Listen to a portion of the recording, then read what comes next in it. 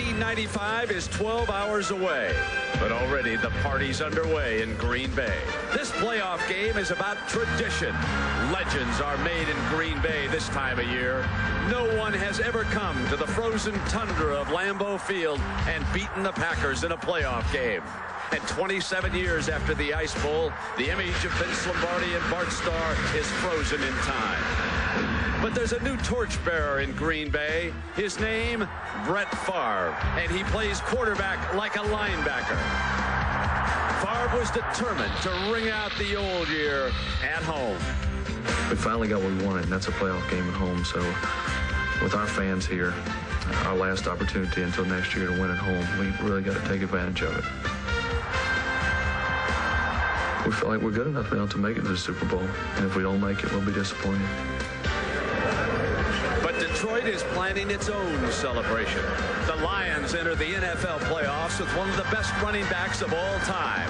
Number 20, Barry Sanders, plays a game of now you see me, now you don't. Ring in the new year with the Packers and the Lions. The road to the Super Bowl on ABC is underway.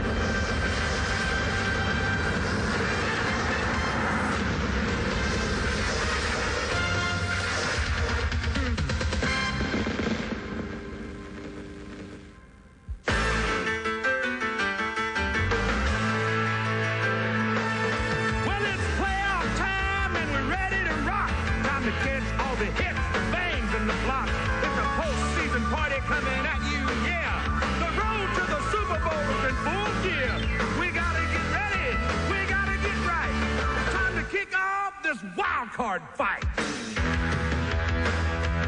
So get ready. I mean, get ready. Are you ready for some football? A big playoff party? Yeah, this is low hang and I'm back and I'm ready to get this thing started. You don't have much crashing. The crowd is psyched. It's the NFL playoffs coming on. That's right. And the party opens in Lambeau Field in Green Bay on a Saturday afternoon, a rematch of a wildly exciting playoff game a year ago, which was played in Pontiac and won by Green Bay 28-24 in the last minute. The weather so far is ideal. Well, Happy New Year, everybody. With Dick Vermeil, I'm Brent Musburger. Nice to have you along with us, Dick. I know that all the fans out there are well aware of the Sterling Sharp saga. They send along their best wishes to Sterling. They hope that that works out. On the football standpoint, how can the Packers replace a man who drives into a parking lot in a Porsche with go-to guy on the license plate? How do you replace that? But what they're going to do, they're going to take their former starting split end, Robert Brooks, and move him to the flanker position. Now, he played that position all through training camp because Sterling was rehabbing an ankle injury. He played it well. Now, he's not a Sterling Sharp, but he's fast. He was a fine track man in college. He has his best year, 58 receptions. They have not changed the game plan in any way. The coaches have total confidence in him. Now, on the other side, Barry Sanders, number 20. The weather is beautiful here today. How about Barry Sanders, though, outdoors off a carpet? Well, I talked to Billy Matthews, Barry Sanders' running back coach, and he says it doesn't matter what surface Barry runs on, the defenders don't play on it as well as he does. He did tell me the story about 3 years ago coming in here and playing on a frozen field, 29 below zero. He runs for 135 yards, scores the winning touchdown with 5 minutes to go in the ballgame. Now, the quarterback, Dave Craig, what about his situation? Well, they say he plays with the enthusiasm of a rookie and with the great leadership and experience of the true veteran that he is. He has doubled the efficiency of the offense since he's taken over. All right, Leslie Visser, how is Brett Favre feeling today? He missed practice yesterday.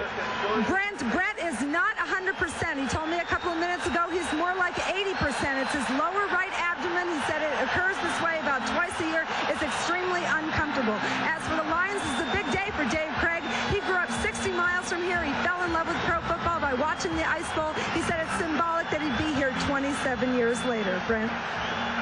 Leslie, thank you very much. And there is a story set to return because Brooks is the go-to wide receiver. They will use Charles Jordan back along with Corey Harris. Harris with a lot of experience. Jordan, a remarkable story, who has battled his way into the National Football League, and we'll detail that for you as the afternoon unfolds. Set to begin, one of the rule changes that was extremely significant is the fact that Jason Hansen and all the kickers have to kick it off from their own 30-yard line. It has brought back the return, and this one now the ball will blow off the tee and they'll bring it back. But Dick Vermeil, it gives us an opportunity to talk about how the return is back on kickoffs in the NFL. 16 kickoff returns for touchdown this year. In the last 11 years, 9 was the most. The ratio went from 1 every 252 to 1 every 115. A dramatic change. They have shortened the field.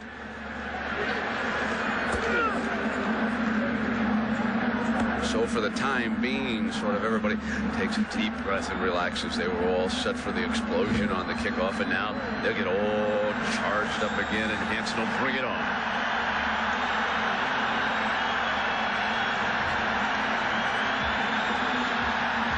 Underway in Lambeau Field, and they're going to make Jordan return it.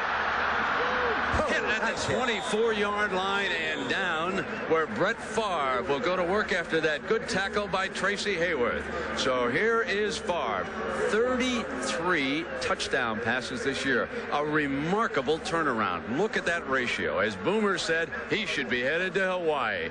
Reggie Cobb and Edgar Bennett are going to be workhorses today. The Packers must control that clock since they are without Sterling Sharp. The offensive line, well, in addition, number 62, Guy McIntyre, has played extremely well. Here's the first offensive play for Favre and the Packers. They'll throw with a short drop, complete, and they go to the tight end, Mark Chimura, on first down. Defensively, let's look at the Lions. They still use the 3-4. Mike Holmgren's passing game works awfully well against this defensive lineup. The 4 linebackers, and I want to tell you about a guy who's got as much desire as anyone in the history of this league. Number 54, Chris Spielman, a small linebacker with a huge heart. There's the defensive backs. They are going to be tested, especially Ryan McNeil today on that corner spot. Now they run Reggie Cobb, and I believe he is short of the first down with Robert Porcher making the stop. Brent, Sherm Lewis, the offensive coordinator for Green Bay, said they wanted it game plan-wise to confuse them with formations and motion. The last time they played Detroit, they used 41 formations, different formations in 60-something snaps. They want to run the ball well enough to force them to respect the running game so they can throw that play-action pass, and then they want to go downfield. 90% of their passes have been 12 to 15 yards all year. They want to go downfield. There's Sherm Lewis right in the middle of your screen there with the glasses on. Excellent football coaching. Total control of this offense. Now our officiating crew today, Gary Lane out here, and Mike Holmgren and the Packers staff ready to go here in Green Bay. There on the near side. Opposite him, Wayne Fonts. This is his 6th year as coach under fire, which is normal for a head coach of the Detroit Lions, we should point out. But he has his team back in the playoffs. It is 3rd and very short after the measurement now. Reggie Cobb offset to Favre's right. They like to quarterback sneak when they spread out like this, Brent. They're not going to. They're going to throw for it, and they've got it underneath, and that's the guy we expect to see, Robert Brooks, and they will line him up and use him in the Sterling Sharp position much of this game. Mike Holmgren, the head football coach of Green Bay, has a big game card, and on there he always had a section that said Sterling Sharp, ways to get him the ball. The only difference now, he just changed the name on the top of that game plan card. Now it's 1st and 10 for Favre and the Packers. The ball is at the Green Bay 37-yard line. play fake is beautiful. Offensive line does its job, and he snaps off another one to this one to Anthony Morgan with Robert Massey with coverage. Let's talk about number 81 here, Dick. Anthony Morgan, where he's from, what they can get out of Anthony today. Well, he came out of the University of Tennessee as a draft choice for Chicago. He played there a few years. He caught 27 balls. He was the number 5 pick. He's been with these people. Right now, he has a little calf muscle problem, and they have that concern. Now, Massey, who made the stop, is shaken up, and he is down. You can see Morgan. Massey was a little soft. Favre zipped it into him, and while Massey's being tended to, we'll take a timeout.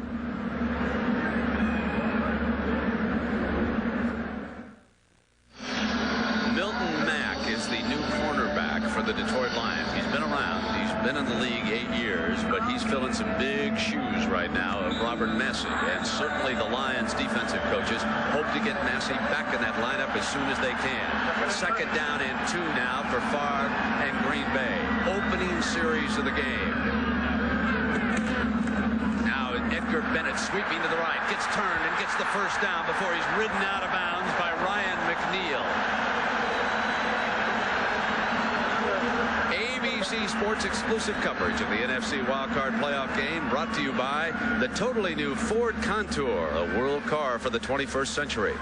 Bud Bowl 7. This year, it's going to be a whole new ball game. And Southwest Airlines. It's just plain smart to fly Southwest, the low-fare airline. First and 10, the Packers march into Detroit territory to the Lions' 47-yard line.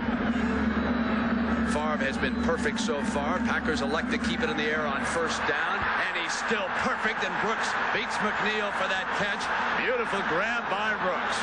Very tight coverage by Ryan McNeil. Because Green Bay runs so many short patterns, defenders, I noticed on tape, Brent, tend to squat, meaning they get about 12 to 15 yards deep, and they don't go any deeper. Green Bay is going to have to challenge these people deep, either run by them or an out and up move, a double move, and I expect him to do it soon. Fans who watched Detroit lose to Miami did not see much pressure on Dan Marino that night. Second and 2. The Lions now have to search for a big play from the defense. Reggie Cobb stood up in the middle. Robert Porcher, the defender there on the ground, number 91. Herb Patera, the defensive coordinator for Detroit, said he can't afford to blitz or play much man against these guys because in the last ball game they got picked twice for touchdowns, and he didn't want to get that to allow that to happen again. He says he won't play much tight coverage. Dick, let me ask you this. Holmgren told us yesterday that this they're going to measure here, and while we got a moment, he told us yesterday that this short passing game that Bill Walsh really took to the next level is very good against the 3-4 that Detroit uses. Why is that so? The fan would be curious as to why does Walsh's system work against the 3-4? When they originally put the package together, when he took over the 49er situation, more teams were playing the 30 front, the 3 down linemen, 4 linebackers, and gradually the 4 down linemen. And this is why you get your whole pass protection scheme, your pattern scheme working on 4 linebackers, and that's why it's more effective. First down after the measurement, Reggie Cobb sweeping to the left. Reggie Cobb has been in the eyes of Packer observers a disappointment this year. Now the Packers will tell you, the propagandists will tell you, well, he's only a 7 or an 8 yard runner, but they were looking for a lot more when they picked up Reggie Cobb. They were looking for a game breaker, and Packer fans know that the one thing this offense is going to need in the next couple of years is a running back to step in here, somebody who can bust a play. Edgar Bennett has become a sensational receiver, and if you were ever to use a screen pass and get him in the game, you might want to be thinking about it along about now. 2nd and 9 now. He's looking for Bennett, throws it, he's got it. Bennett's out of bounds inside the 30-yard line, showing you what he has always been able to do ever since his days with Bobby Bowden at Florida State. Herb Patera went with a nickel defense. They went man-to-man that time, and that's why they were linebacker on back out of the backfield, singled up. Tight coverage. They get the ball off quickly, throw it to the outside here as you'll see the ball coming right at you. Good coverage position. They're just right there, but the perfect throw wide to the outside, and great hands demonstrated by Edgar Bennett. 78 catches coming into this ballgame. The one thing that Holmgren has taught Favre is how to throw with touch. 5 for 5, and he's become so much more effective with a short pass. Now he's looking at a 3rd and short. Favre now waits, gets the hit, gets it to Reggie Cobb. First down, Cobb inside to the 12-yard line. An impressive throw by Favre, who was under pressure that time, and Mack was on the corner, and it's an 18-yard game as Mack on the blitz got in on number 4. They got the pressure on him, but the coverage by Greg Jeffries was not quite tight enough. Blitz coming after him. Yes, they get the heat. Spielman's coming up inside. They pick it up nicely there. Outside, he gets a hit right there. The ball to the right side of your screen. One-on-one situation. Running back runs out of Jeffries' tackle. Now nobody else to pick up because they're all playing man-to-man, and Massey makes the play. And Massey returned 2 plays ago, we are told, and now on first down, this is Edgar Bennett, slips the first man, and he has stood up there at about the 14-yard line, 2 or 3 yards on the game. Excellent blocking there, Brent, by Eddie West. They ran outside a little while ago, and he blocked Broderick Thomas. He did it again. If your tight end can block the strong outside linebacker, you are going to run successfully. This is what I'm talking about right here. A linebacker cannot allow this to happen. This is the second time it's happened. He's doing a real nice job of knocking him off the ball. That's Chimura, 89, not the most devastating blocker, but doing a good job there. 12th play of the opening drive coming. Packers are very, very efficient in the red zone. 3rd best team in the NFL. Favre incomplete. Ed West is the intended receiver in the end zone, and Favre. Spielman will defensive football anyway. This time he didn't even see it. He just got his body in the way of it. Coming across, number 54. He picks him up to left side of your screen. Watch the ball hit him right in the back. He's defensing that man all the way. He doesn't see the ball hit him in the back. He doesn't care. He just wants to prevent the score. Boy, is he an intense guy. A wonderful guy to visit with if you want to talk football. And now on 3rd down, Favre straight back, fires underneath, and Bennett to the 2-yard line. See, that's what you can do now in pro football where you couldn't do before. Teams play more zone down here. That allows you to run that late check down out of the backfield in front of linebackers and then try to power into the end zone.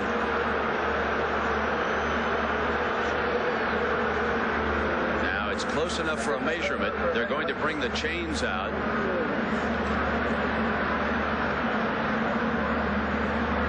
And Holmgren, when he was looking at his play chart, I don't think he's even considering the field goal if it comes up short here. Let's see what happens as the chains are coming out. Maybe the assistants upstairs have told him they've got it. And he was looking at what he wants to do on the first down.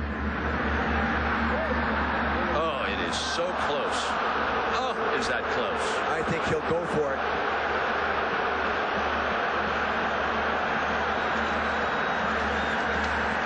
Here comes in the big guys.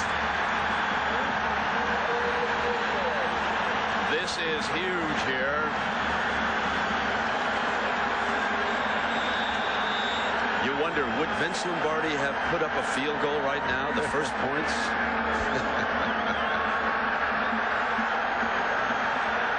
Dorsey Levens checks in with Bennett. He's their only other healthy running back. Number 25. Levens gets the call. Touchdown, Green Bay.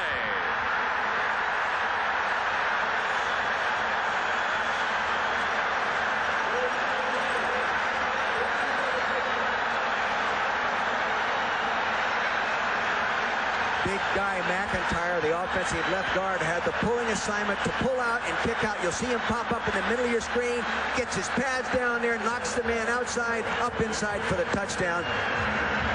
Edgar Bennett. No, that's Dorsey. Levens is a rookie from Georgia Tech. He'll be utilized as their 3rd running back here today as Chris Jackie pounds in the extra point. An impressive opening drive for Green Bay. 76 yards, 14 plays. When we come back, it'll be Detroit's turn.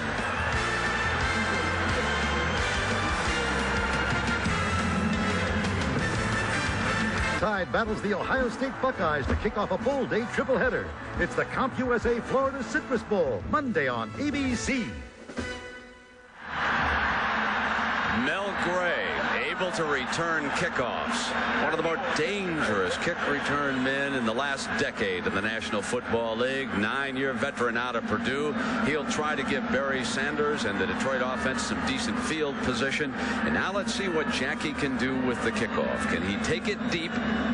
Gray, to give you an idea, in the NFL, they used to stand back by the goal line. He's out by the 10-yard line now, set to return this kickoff. They game plan-wise, they want to kick it high and to the right and make him run for the football. Which is exactly what they do. He tracks it down at the 8-yard line and comes back the other way. Gray looking for daylight, has got it. 30, 35, and out of bounds. The Lions will take over at the 37-yard line.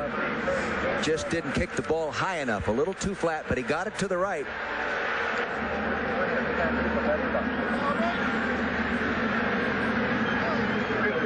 Dave Craig became the starting quarterback by accident in a game against Green Bay in Milwaukee. It was devastating. Packers went up 31-7, and Craig rallied them all the way. Lost it by 8 through an incomplete pass on 4th down in the end zone. 38-30. Now Craig will start from the get-go in Green Bay. This is Barry Sanders. No surprise who gets it on the first call. And beautiful defense as they string it out with Coons, the final linebacker. Reggie White was lined up over on the right side. Detroit likes to run to the left.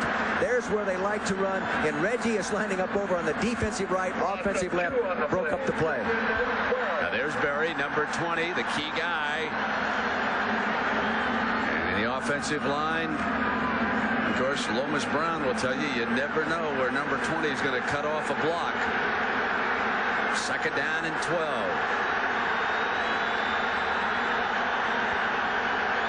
Harriman motioned back outside by Craig. Barry looking for daylight, squeezes through a hole. But it's going to put them in 3rd and long with George Teague making the stop. And defensively for the Packers, Reggie White, number 92, the great veteran Sean Jones could be a key man today for the Packers. And in this 4-3 system, Bryce Popp had a field day against the Lions in Milwaukee. The defensive backs, and wouldn't they love, Dick, to get Herman moreover on Terrell Buckley, as Boomer Esiason pointed out in the pregame show. They aren't going to leave him like that, Brent. If Buckley's on him, they're going to roll the coverage to him.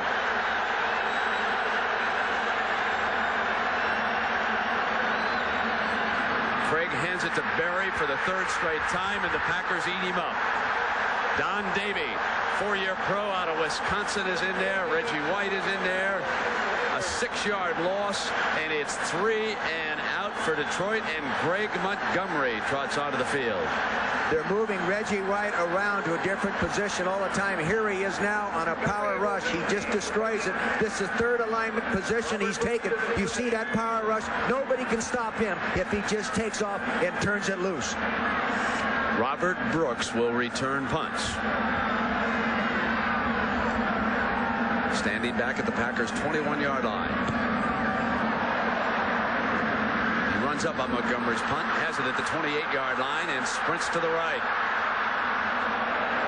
Out to the 36-yard line and out of bounds. The Packers lead at 7-0 as we take a break. On this day in sports history, baseball legend Brett Sooner got his 200th hit. For more historic moments, watch A Whole New Ballgame Monday, January 9th on ABC. Saturday afternoon, the last day of 1994, Green Bay, Wisconsin. The weather just perfect for a playoff football game. As a matter of fact, several of the Packers came over to us yesterday and said, it should rain a little snow in here. It might be easier to deal with number 20. Now it's 1st and 10. Brett Favre and Green Bay lead it 7-0. And with that lead, they'll bring Edgar Bennett. And there's a penalty flag thrown by the umpire as he slipped through a hole. And now our crew, Gary Lane is our referee today, and Al Conway was the umpire who threw that penalty flag. Face mask, 5 yards, number 91. 5 yards from the end of the run, still first down. Well, tonight, ring in the new year on ABC at 8, 7 Central. The ABC Family Movie invites your family to a wedding Flintstone style. A yabba dabba doo, followed by the commish. Stick around then for ABC's annual New Year's Rockin' Eve, all tonight on ABC. So a first down with Edgar Bennett and the penalty tacked on. And the ball is out to the Green Bay 46-yard line. In the early going, the storyline, the Packers without Sterling Sharp have taken control, but it is very early. Far right over the middle. Bennett again. Bennett rages to the 36-yard line, and Dick, the Lion defense has to do something. Much too passive against the Packers right now. This is their style of defense because they felt they're forced to play this style of defense. They're afraid of playing tight coverage because of mismatches. Right now, they're going to have to change up. Come with some blitzes, take some chances on some picks. They've got to stop him. If this game gets out of reach, Barry Sanders is not a factor offensively. 17 more yards. Favre to Bennett. Now Reggie Cobb comes in, and Bennett offsets to the right. Cobb steps behind the left side of the line to the 33-yard line, with Chris Spielman making the stop for the Lions. I asked Wayne Fonts the other day in his office about his defense and his football team in general. What does he have to do to keep it improving? He says, our problem right now, Dick, is we're not quite fast enough on defense, and it is glaring on our coverage team, kickoff and punt coverage teams. We're just not quite fast enough, and it shows against a quick football team. 33-yard line. 2nd and 7 for Favre and the Packers. Green Bay leads Detroit 7-0 here. 3:20 to go, the opening quarter. He's audibling here. And he will throw on the move. Brooks drops it. Penalty flag is thrown by the referee. They don't audible a lot, Brent. About 70 times this whole year have they audible an offensive play on the line of scrimmage. Legal child block, unsportsmanlike conduct. Number 34, number 68. That's interesting. Edgar Bennett had moved over into a blocking position, and when he attacked the left side of the defensive formation, he threw his body in too low on that block, and he was picked up on it. Yeah, see, the defender was engaged by another offensive blocker, and you just can't do that. Edgar Bennett is really a super young man. They really like him here. Lee Remmel, the information director here, has been here forever. I think, and he said he is the finest young man he thinks that's ever come through here in terms of making a contribution in every possible way to the Green Bay Packer organization. Well, now they make a couple of lineup adjustments, and Charles Jordan, number 80, checks in. They need an extra wide receiver in this package because it's 2nd and 22, and now they have to go with their 3-wide package and see what they can do. They have to be alert for screens now. They're a great screen team. They flare one over to Bennett, and he's down at the 45-yard line, and that penalty really slowed up this drive, didn't it? Because now it's going to be 3rd and long for Favre and the Packers. Mike Holmgren made the comment yesterday that the one thing he was going to make sure he doesn't do, he's not going to get greedy. If they have success early, he's going to remain patient and not try to get too aggressive and make a mistake.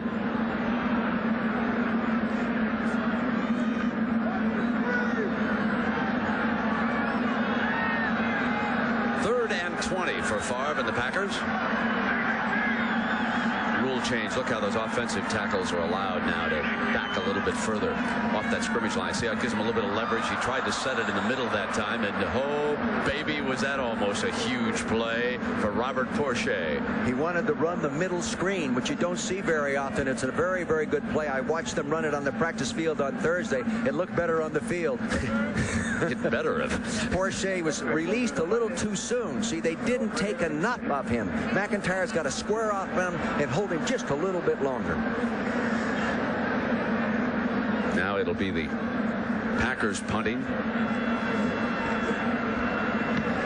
Nice punt. Nice. Boy, that's a dandy. And Gray with a bluffing the fair catch, and it is down inside the 10-yard line.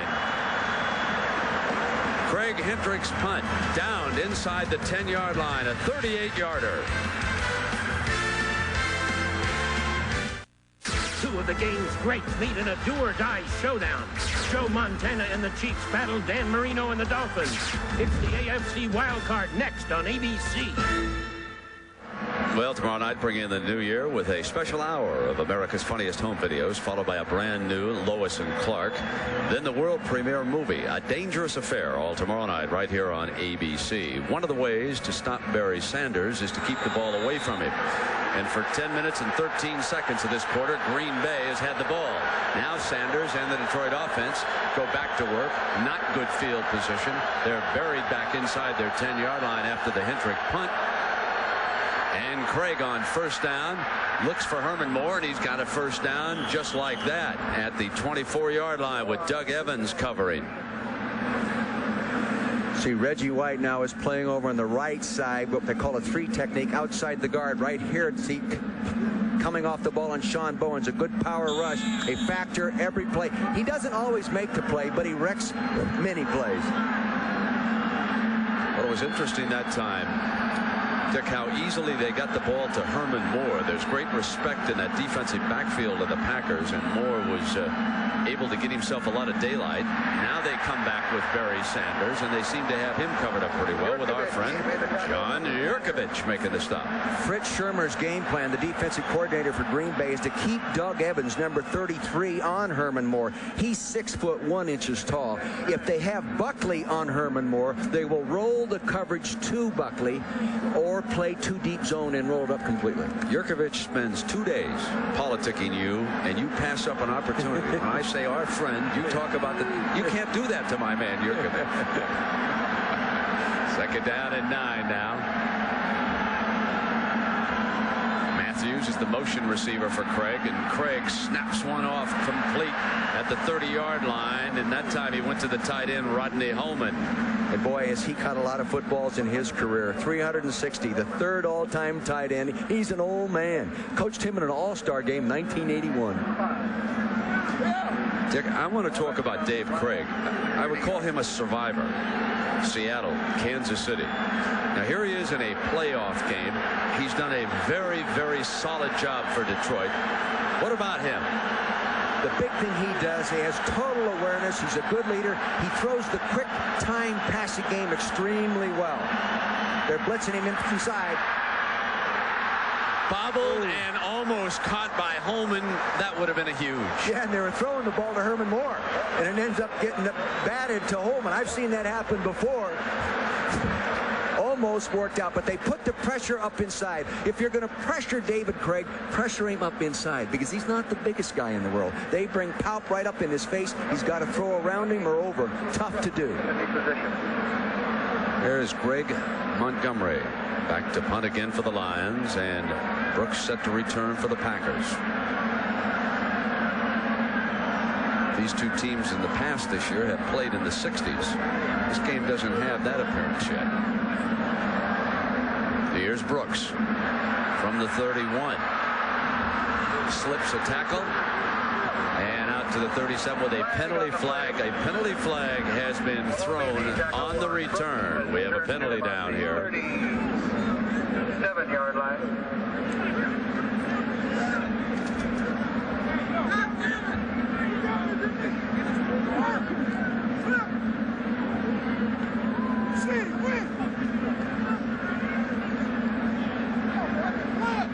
Gary Lane, the referee there, was a quarterback. Played at Missouri, and then later was at the Rams when I was an assistant coach there as a backup. Illegal block in the back. Number 51 on the return team. 10-yard penalty from the spot of the foul. First down. So the ball will be put back on the 17-yard line when we return.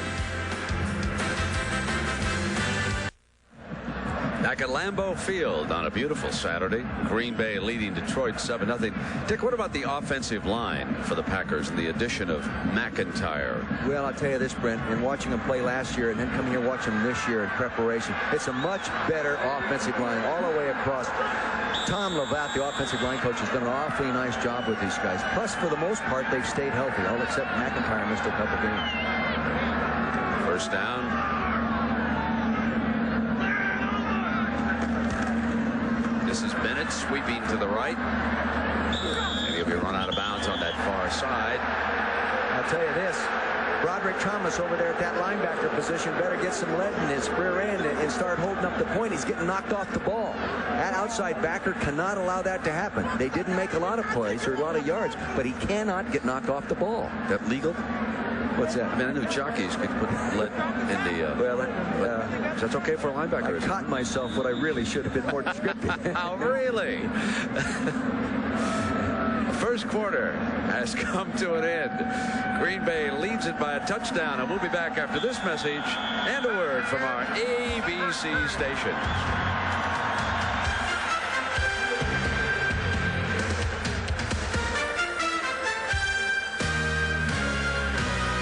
Well, we get ready to start the second quarter with the Packers leading the Lions 7-0. This will be a 2nd and 7 for Favre and the Packers. They have been very effective at controlling the clock, moving the ball in terms of total yardage. But still in all, the Lions have to feel very good about the fact that they're only down by 7 right now. They're hanging right with them. Let's see what kind of a second quarter the Lion defense can turn in.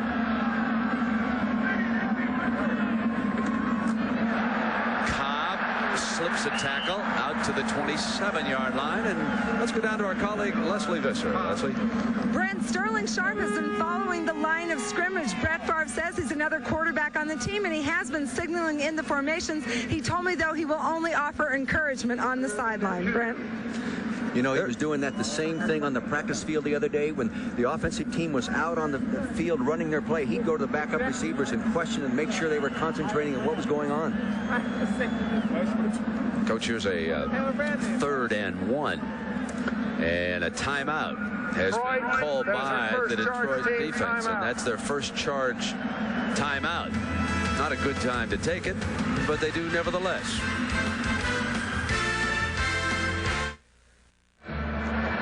Question for all the armchair quarterbacks. Do you think either of these teams is ready to play with Dallas and San Francisco in an NFC playoff game? And most of you don't think so either. That's interesting. Well, it's 3rd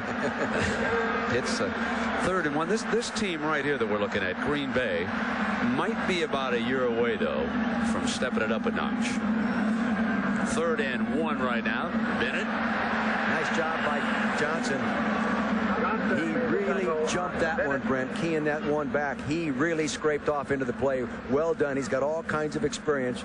32 years old, 9 years in the leagues, made a ton of tackles, made a critical one right there. You'll see him scrape off.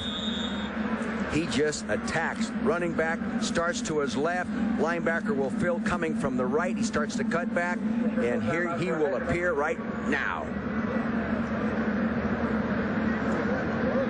So they'll bring the chains out and measure again.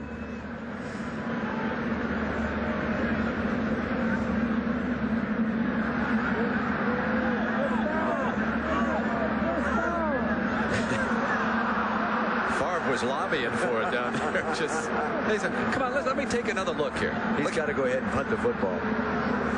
Yeah, you can't risk turning it over down there with a 7-point lead. So Holmgren sends Hendrick.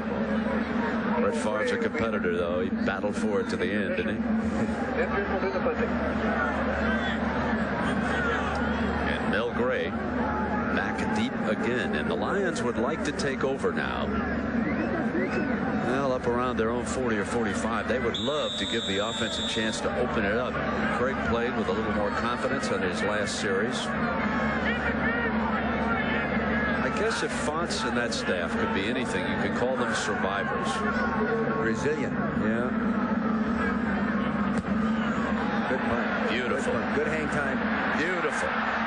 Gray Nice job on make a catch to save a few yards with it there. And it's a 48-yard punt by the one-time Notre Dame star. It was a good one.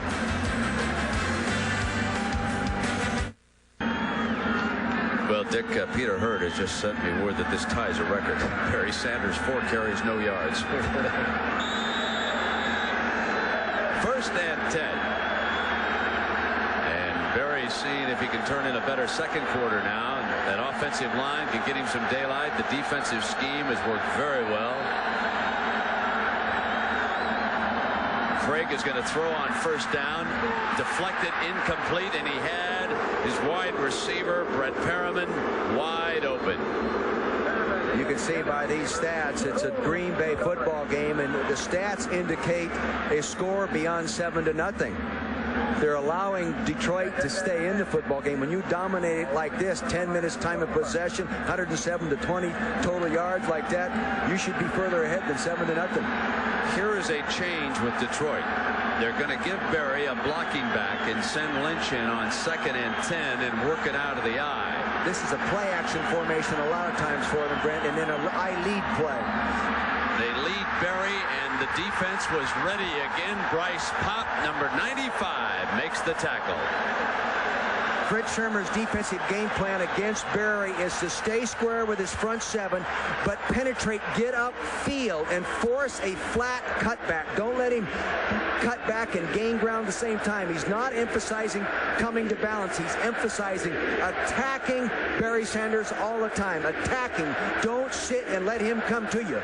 Make him go and keep him on your inside shoulder when you're in a contained position. You would think that the Lions would have to consider throwing Barry the ball out of that backfield. 3rd and 14. Craig uses him as a receiver, and it's deflected. They wanted Barry that time, but it was broken up by Sean Jones, number 96, who came rolling in and busted up that pass play. Boy, Fritz Sherman, the defensive coordinator, is very pleased with Sean Jones. He says he's worked very, very hard to improve his run defense within their scheme as well. It's known fact that he's a fine pass rusher, 99 sacks in his career, so they know he can rush, but he's done a much better job against the run this year, or at least improved. The control of Sanders is becoming a huge story in this game. Hendricks punt also, and 3 and out, and the Packers are going to gain some field position. And into a slight breeze, not as successful, and Brooks makes the catch at the 48-yard line. A 32-yard punt for Montgomery, and the Packers gain on that exchange. ABC Sports coverage of the NFC Wildcard playoff game is brought to you by Bud Bowl 7. This year it's going to be a whole new ball game. And Delta Airlines. You'll love the way we fly.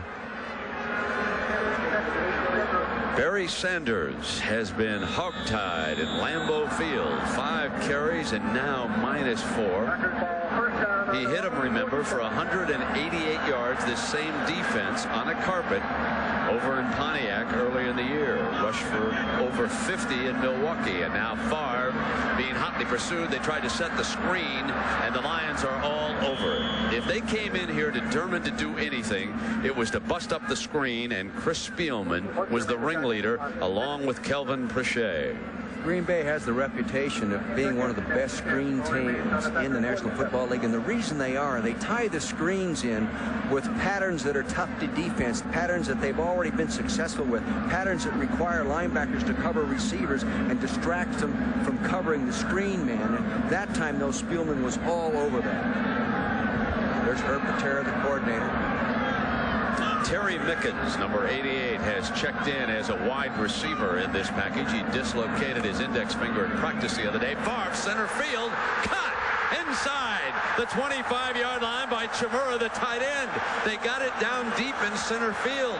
Shades of Jackie Harris. This is something the Packers were hoping to discover with Chimura, who makes a fine catch. See, they went empty. No back in the backfield. It's something they don't do very often. He had the option of throwing the delay underneath or going to the tight end down the seam in that zone defense right there. You've got to stop the tight end from getting down there quickly right on the line of scrimmage. See, he got off clean. Spielman's running him with right there, but he looks back, and as he looks back, Chimura just runs away from him. Now 1st and 10 at the 22. Bennett slams his way for a couple of yards before Mark Spindler, and friends in the middle of that defensive line bring him down. That was a real nice job of defense by Robert Porcher over there on that side, Brent. He was the post right there. He just stacked it all up and then got help from the other people. That was good defensive line play by Robert.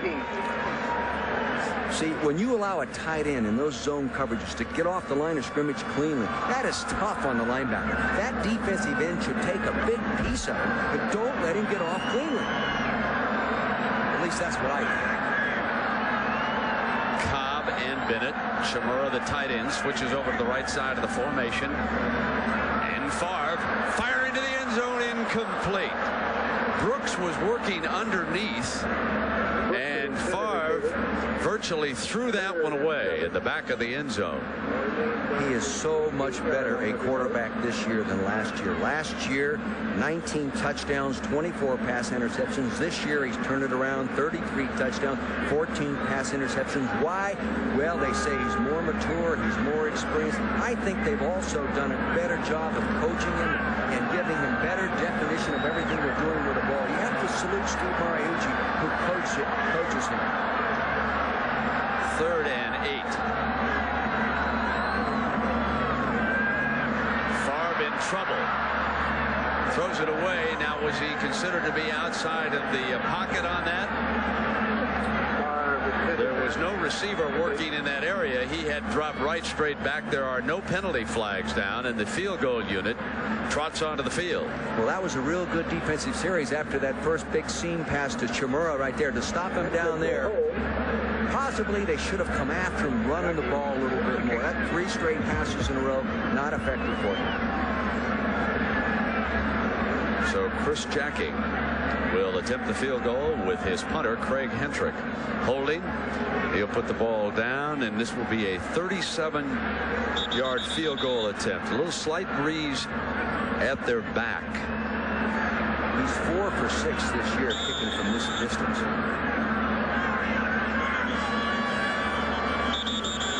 All kinds of whistles down there.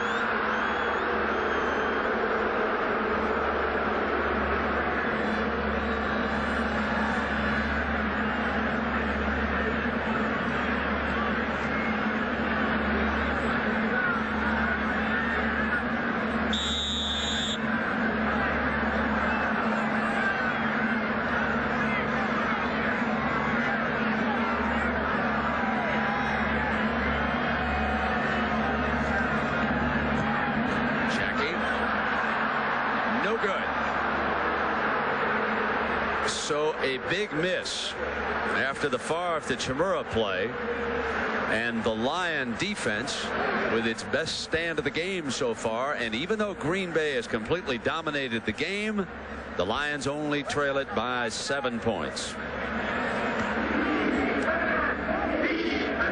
It all looked good from here. He's trying to get that off in 1.2 seconds. He gets it down nicely, turns the laces away. Bang, he just hooks it there off to the left.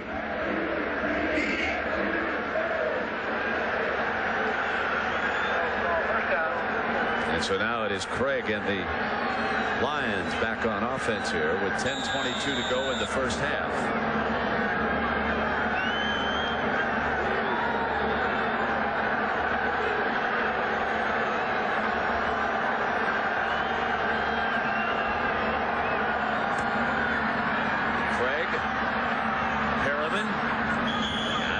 At the 34-yard line. The defender was Terrell Buckley. And a reminder of Monday, a big bowl day here on ABC. The CompUSA Florida Citrus Bowl in Orlando, Alabama and Ohio State. That starts it off for us. That's at 1 Eastern time. Then Penn State. They'll make their argument for a national championship against Oregon in the Rose Bowl, the USF&G Insurance Sugar Bowl, Florida State and Florida down in New Orleans. 2nd down and 2. And Sanders can't even get to the line of scrimmage. That's Reggie White again. See, he is attacking the offensive line. He's coming off the ball. They say he gets doubled so much that he has developed a tendency to look for the double team. He is not looking for anything right now. 92, left center of your screen. Wham! He's coming off hard on that free technique. Gets underneath Lomas Brown. Penetration. No way a running back can make an inch with that kind of penetration. Well, Dick, when your great running back is having a problem, what kind of play works against that defense? They have some traps in that they haven't run with him. They're also going to have to throw him the ball out strong side.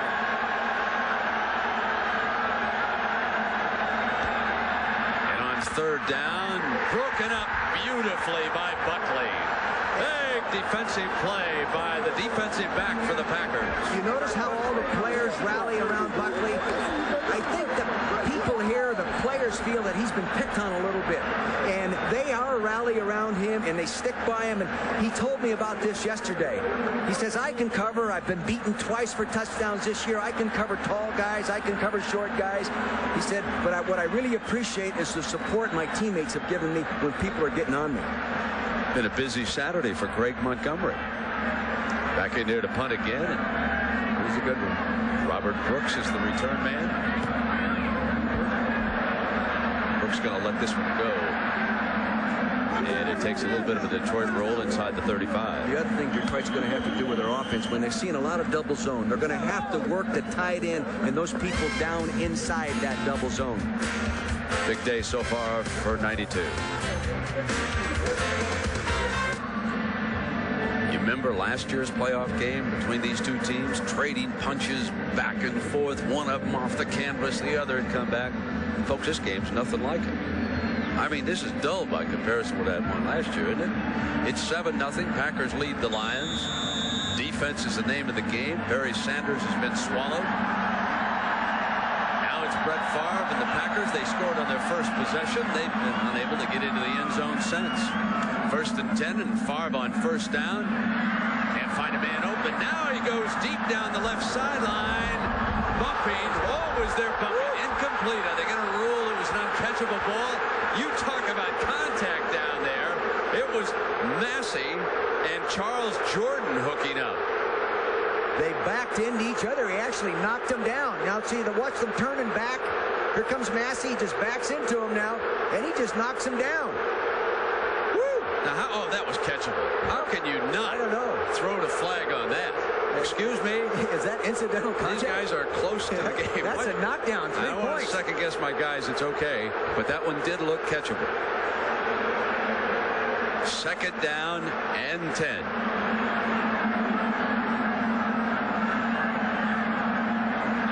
.8:57 in the first half. Favre, complete. Penalty flag is thrown by the referee.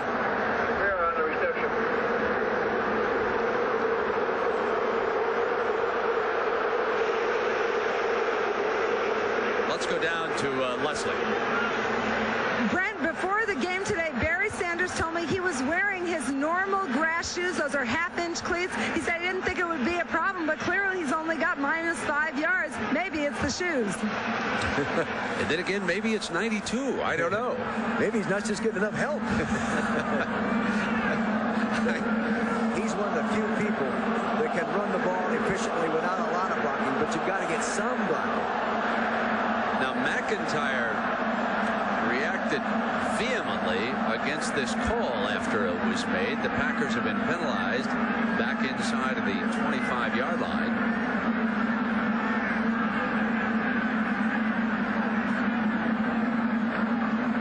And now it is 2nd and 20 after the penalty. Bennett into the backfield for Green Bay.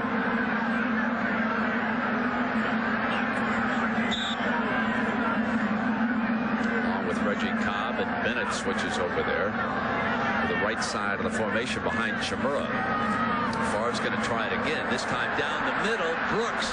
I'll tell you what Green Bay is finding here, Dick, that they can bust receivers deep on this defensive backfield. Well, this is what they wanted to do because they haven't been doing it in the games they played against Detroit prior to this one. The Detroit defenders were squatting on them, so they decided in game plan we are going deep, either down the hole or down the sideline, and either direct deep patterns or double move patterns, slant and go, hook and go. Now, Favre at one time was 11 of 13. He's now missed his last 4. So there are are his current numbers. Facing a 3rd and 20. Here comes pass 18, you would imagine. Off a play fake. Favre on the run, throws high.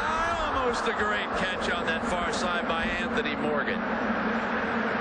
You can see that Favre can throw the ball at any type of delivery. Doesn't have to be set up. What he's done this year in contrast to last year, when he got in those situations, scramble situations, Brent, he was throwing interceptions. This year he's been making plays. Next, it's the AFC Wildcard game here on ABC. What a matchup on paper, huh? Joe Montana, Dan Marino.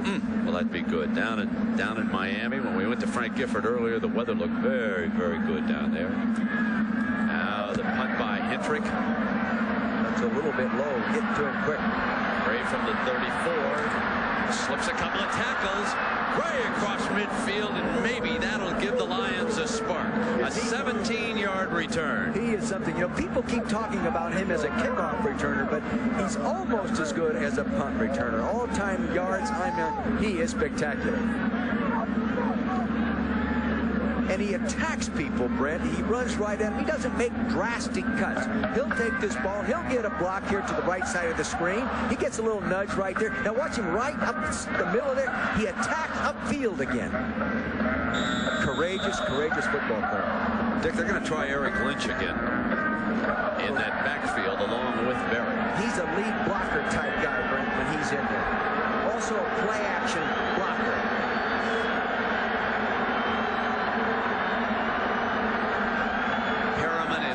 Wide receiver. End around is Perriman. Perriman's being chased to the right side. Well defended. Doug Evans makes the stop. The guy that got there deep was Don Davey, the 4th defensive lineman, playing defensive end out there on the left side. Good discipline. He got upfield and forced it back to the inside. Don Davey is not going to make many mistakes. There's 4 possessions. Almost a waste of time so far. But again, remember, if you're a Lion fan, you're very happy by the fact that it's only a 7-point game. A lot of times, that's the way the NFL unfolds, and then suddenly, bang, you finally find that big play that the Lions are holding for. Craig at the 41-yard line. Reggie White doing a number. Reggie White got there. They were holding him so bad he couldn't get out of the grip. Reggie White, middle of your screen on Bowens, number 66. Look at him. They got him open. Now watch him try to get rid of him. He can't. They got him. Look at the hole. Look at the hole. They spin him around. He finally fights out of the hole, forces Craig up inside.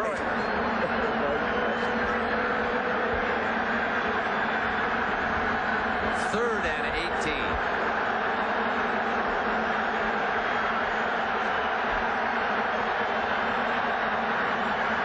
It's Craig under pressure again, and he's sacked. Bryce Pop. And the ball came scrambling out of there. The Lions finally fell on it, and Montgomery in to punt.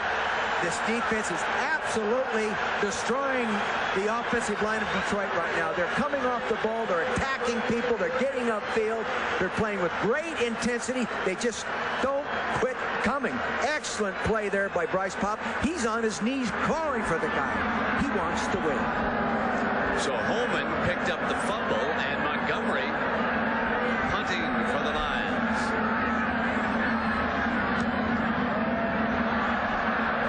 Pushing that one back. Brooks lets it hit, and it is down 31-yard line.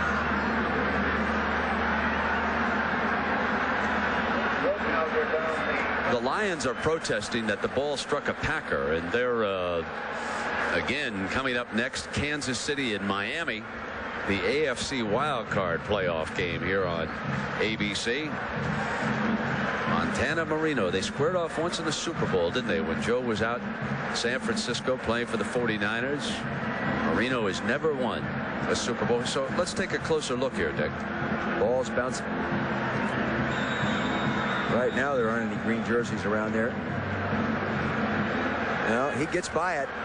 Doesn't look like it touched him. Well, I'm not sure that that's a definitive angle. Wasn't the ball in front of him? So it is 1st and 10. Favre hands it off, and Cobb is slammed at the 29-yard line by Spindler. Let's take another look at this angle. That's Corey Harris, number 30, right there. See, it goes underneath his elbow, beyond his hip. It does not touch him. Yep. So that's a good non-call in that situation, and it's 2nd down and 11. Mark Spindler just made an excellent defensive play from his no guard position, Brent. Really good play.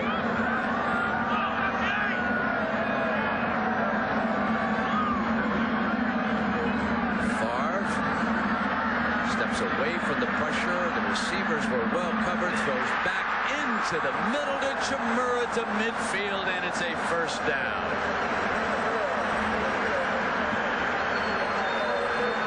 See, what they did is they doubled up both wide receivers. He's forced out of the pocket. They doubled up both wide receivers. Right here.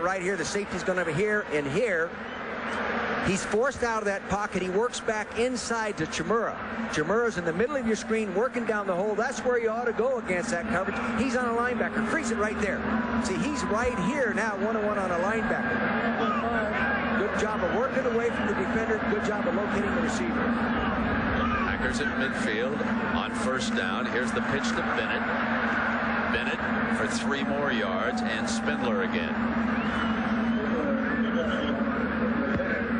Detroit's defense, you've got to give them credit. These guys are battling. They're doing a good job. They just got to get something going offensively. Get a takeover here right now, take away something like that would help them. Patera calling the defensive signals. 2 might be cover 2. They're playing a lot more zone now, as I said earlier, because they're concerned with the 1-on-1 matchups and they're concerned with pick-type patterns.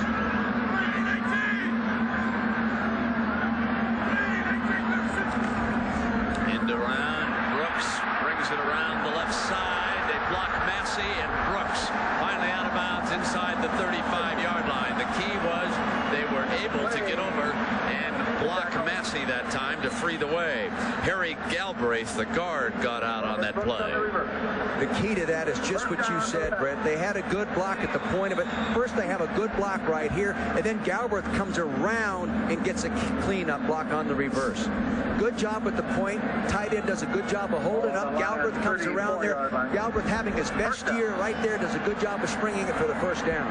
That is 10 first downs for the Packers, and only 1 in this game for the Lions.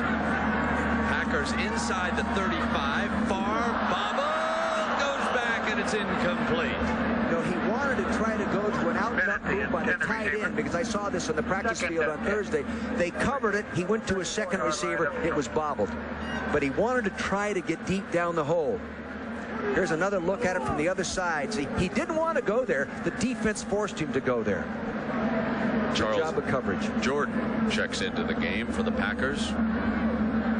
This will be a 3-wide formation set. He's a speed guy, Jordan is, but he can fly. 2nd down and 10. They bring Mickens in motion. They'll run out of this formation with Reggie Cobb, and they only gain a couple of yards. And this is going to be 3rd and long now for the Packers. Well, they've been an excellent 3rd down conversion team against the Packers this year. They converted 58% in the 2 games coming into this one. 3rd and 9 is really long. It's tough to do it, but they have been very efficient.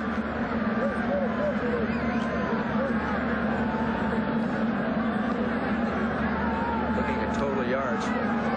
Look at this, 183 to 9, and you're up 7-0. Scary.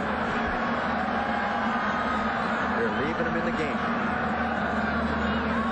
Now Favre gets 1-on-1, and Massey had his back to the play. They were trying to pick up Jordan, who could not get himself in position to make that catch. And here comes Hendrick. The Packers are not even close enough. Now wait a minute, Jackie's. Let me correct myself, because obviously Hendrick was coming onto the field. He's the holder along with me, the punter. And here comes Jackie. They are going to try a long field goal after missing a shorter one here earlier in the game. See, they can feel if they miss it, even though it comes back to the spot. So far, Detroit hasn't done anything. We can take a chance. That's got to be their thinking. If Detroit had been moving the ball, I think they'd go ahead and punt it. It's going to be a 51-yard attempt. He's 1 for 3 this year. Good. He comes back and nails a 51-yarder. Who can understand kickers, folks? Yeah. Who can get inside the mind of a kicker? You know They're what unbelievable, these Mike guys. Holmgren says to him, kick it between the goalposts. He says, that's how I coach him. Kick it between the goalposts. Good coaching, Holmgren. Good job. He listened to you this time. I used to think all you should do with a kicker is tape an aspirin in his head and let him play. You know, they drive you crazy. 2:56, and the Packers are up by 10, dominating the game here in Green Bay. Of course, the story, you've read it all week. You've heard it on the radio. They have never, ever lost a playoff game in Green Bay. Now, 82, that was their last win here. That was a strike year. Before that, you go back to the Ice Bowl. Vince Lombardi and Bart Starr. They're tough in this environment. You would have thought, though, the one thing that surprises me, I've got to tell you, Dick, I'm really surprised that Barry Sanders has been so bottled up with the weather conditions being ideal, and Vince Lombardi would have applauded the way the defense is playing against number 20. Yeah, the offensive line is just not coming off the ball regardless. They're just getting whipped at the point of attack. Not every guy each snap, but somebody's breaking down on each snap. It's the only way you can keep him to minus yardage. You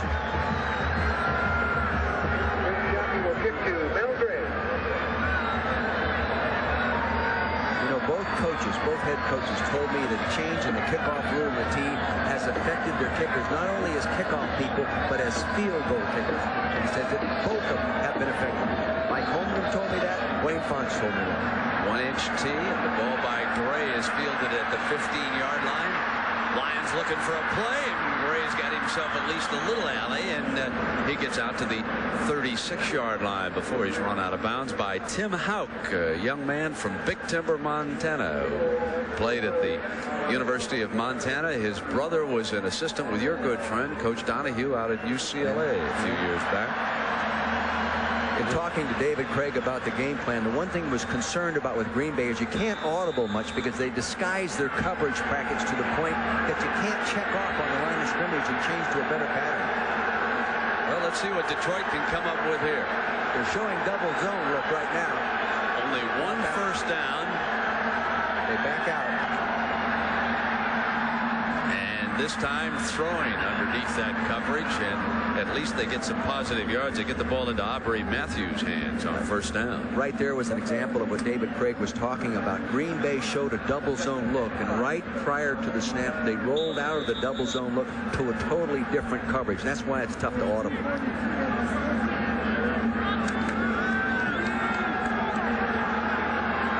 Reggie White, who has been a monster, gets set at right tackle. Closing in on Craig that time again, and it's just no contest against Reggie. They've got to get Sean Bowen some help. The trouble is he's playing what they call a 3 technique, outside shoulder of the guard. The center can't get over there fast enough to help him. He's just taken Bowens right on back into the quarterback's lap. A 3-step drop. He's only about 4 yards deep, Brent, and Reggie's there almost as quick as the quarterback. Now, some of the folks would want to know, how do you get him help in that situation? Well, one thing, the guard has got to set firmer, maybe change up with a cut technique.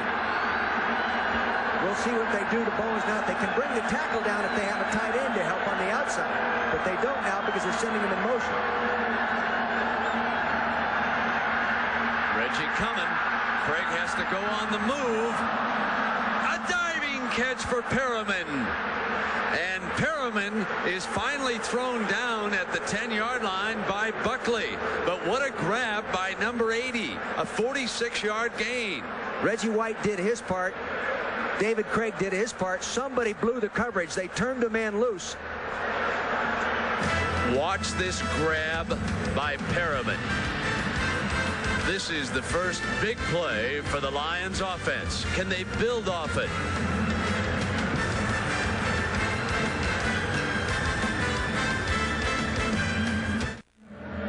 They show it too deep right here, but they don't go too deep. They go one-on-one right here. Buckley has him all alone. Now he stops, he looks back into the backfield, thinks they're going to get sacked. He loses the receiver who takes off on downfield. Big play. 46 yards, Dick, and prior to that, the Lions had only 14 total yards. Now it is 1st and 10, Detroit threatening, and Craig on 1st down, batted down, 2nd and 10. That good, tough inside rush, tall defensive lineman. Boy, you take a 6'5" guy, he raises his hands up. You got a quarterback at 6'1", and not a real high delivery. It's tough to get it over the top of people. You've got to find a throwing lane in between those pass rushers and offensive linemen, especially on those low crossing patterns. Now you can see Reggie switching positions. He goes now to the left side of the defense. And Craig is going to run Berry, and he's cut off and buried at the 13. Bryce Pop. See, they're doing a good job defensively of getting upfield, attacking him all the time, and not using the old coaching term, come to balance. What they told me at Green Bay is if you come to balance, Barry comes to balance, you lose. That's so, and it's working so far. Wayne Fonts says, I can't believe it. Wayne Fonts is really proud of himself. He's lost 20 pounds. Right now he's losing about 20 pounds his first half. Reminder, Dick, that coming up on the Lexus halftime report, John Saunders and Boomer Esiason will have first half highlights. And now Michaels will have a preview of today's AFC Wildcard game between Kansas City and Miami. So that's ahead of us on the Lexus halftime report. We have 1:43 remaining until halftime. This will be a 3rd and 12 for the Lions. The Lions trail the Packers 10-0. Well, what does Detroit like to do down here, Coach? Inside the 20-yard line. They've got to get the ball to Herman Moore. They've got to try that. Tom Moore, the quarterback coach, was talking to them over there on the sideline. Probably try to get in a formation with 3 receivers one side and get Herman Moore the other way and try to get him the football. He's their touchdown maker. It's hard to believe that he has only 1 catch as he goes out now to the right side of the formation. Evans is locked up with him over there on that side. It looks like he's going to get safety help. Craig glances back, incomplete. He tried to look off by looking to the left, came back late to Aubrey Matthews, and it was not all that well thrown. And now it will be Jason Hansen trotting onto the field. He will attempt the field goal as the Lions want to get something on the scoreboard before the half. See, they're not allowing David to set up. I mean, he gets back, he gets his drop, he sets up for a second, and the rush is there, and he's got to move right now. That breaks his concentration on what's happening downfield. Therefore, he's not throwing accurately. Montgomery is going to put this one down around the 20. It will be a 30-yard attempt for Hansen. He's 7 for 7 this year at this distance. He doesn't miss many. He struggled a little bit for the left hash mark in pregame warm-ups. But this time, he missed again. And it's that hash mark, and it's that spot prior to the game where Jason Hansen was troubled for about 15 minutes. When he went over to the right hash mark, he was much more accurate. Then when they brought him back another 10 yards, he was right on the money.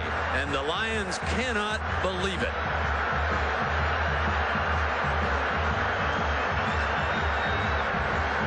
Everything appears to be properly done. Good execution there. They get it down. He gets it off in time. Just doesn't kick it accurately.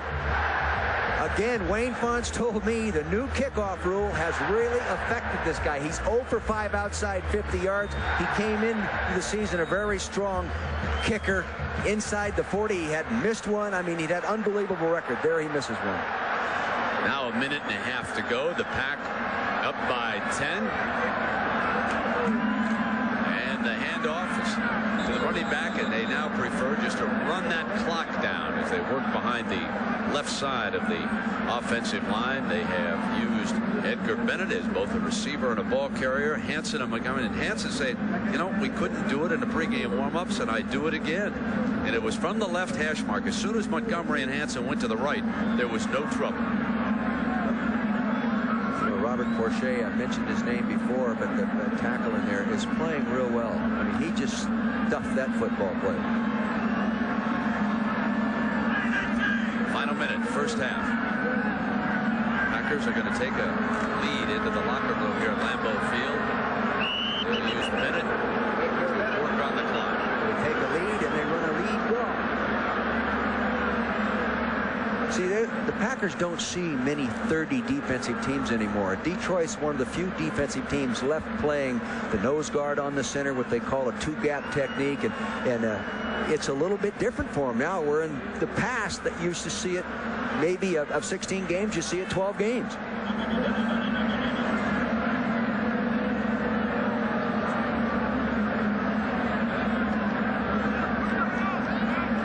I just think that the most amazing statistic for the first half is not the fact that the Packers lead it, but I think Barry Sanders' totals here in the first half are something that no one would have predicted. Folks, at the half, Barry Sanders, 7 carries for -6 yards. It's 10-0, the Packers. John Saunders will be back after a word from our ABC stations.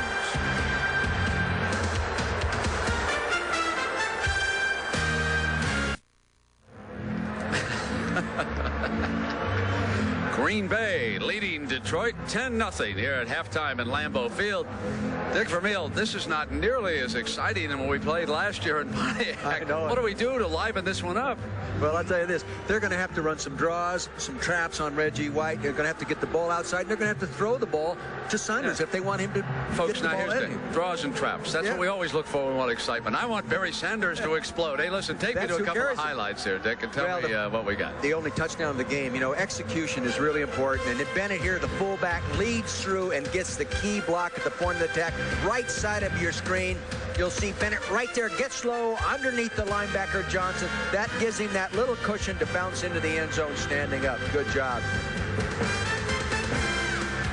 Now, I think the key thing defensively, and you pointed it out early, is what the Packers are doing with Reggie White. Well, they don't know. Detroit does not know where he's going to line up. Detroit likes to run to their left, defensive right. They're playing Reggie over on the right side a lot, then to the left, but back to the right. And he is a devastating power rusher. And if you aren't used to playing on him, you are in trouble. And here is what I'm talking about. 92, left center of your screen, Sean Bowen, 66. He sets, he's doing the best he can, and there's the most powerful man playing football in the National Football League. Takes him right back to the quarterback. Then he gets out of the hold and forces the sack when he gets some help. Reggie White, the best of all time. So high praise indeed for number 92 by Dick Vermeil. It's the best I've ever seen. He is the best I have ever seen. And I'm not as old as you, maybe, but, but I've no seen maybes about that, Coach. I've seen Deacon Jones, Merlin Olsen, all these guys. Now, and there's a guy. And there's a guy. Say he's the best. He might very well be, but right now he's not getting the opportunity to prove it. He needs some help. They've got a fine offensive coaching staff. They will come up with things here in the second half that they can move the ball with. Well, let's see if the Lions can get a lift from Mel Gray and the second half kickoff. He's done it many a time. Gray looking for an alley. Gray swings to the outside. Gray run out of bounds. And if ever there was a time that the Lions needed a spark from Gray, that was it. A 38-yard return. Leslie, what do you got for us? Grant, Wayne Font said they are simply overwhelming us at the line of scrimmage. He said we're going to have to open it up. A lot of short, quick passes to start the second half. As for Mike Holcomb, he said, well, they're probably pretty happy with what they've done defensively. He said we've done a great job on Barry Sanders by cutting off the edges and pursuing them on the backside. Brent? Yeah, Leslie, and while you were talking to the coaches, Jason Hansen trotted out, attempted a few more field goals from that spot that has been troubling him down there. So the Lions now will see if they can climb back in this. Barry Sanders has been throttled, and there's Craig. Just what they told Leslie. First down, Perriman, and Buckley had the the coverage, incomplete. Do you notice how Buckley did not turn and look back for the ball as the ball was coming down and the receiver turned back? He told me that's getting him in trouble with the new rules that you can't touch him or anything like that. He said, I have to quit looking back and just concentrate on powering my way into that receiver. And he did look back at the last second there. Good job of playing defense. 2nd and 10 for the Lions. Aubrey Matthews is out to the left along with Perriman. Perriman is the slot man, and then Matthews comes in motion, and now Craig will look in that direction, back over the middle, and he's got Matthews, and Matthews is inside the 35-yard line. See, that time David Craig was allowed to get back, set up inside, set firm, allow the pattern to develop, and throw it in time. If you do that, he's going to throw the strike. See, no pressure up inside. The rush came around to the outside. They did a good job of doubling up Reggie inside. See, the time they gave him in there, that allowed that pattern to develop. Good job by David Craig and the offensive line. The ball inside Green Bay's 35-yard line. Now they'll come back and see if there's anything doing. And Berry dances for a couple of yards as we take a look at the numbers from the first half. No surprise here. The Packers have been absolutely dominant in this football game. Absolutely no surprise. Look at this, 59 to 196. Time of possession +9. You should be ahead by more than 10 points.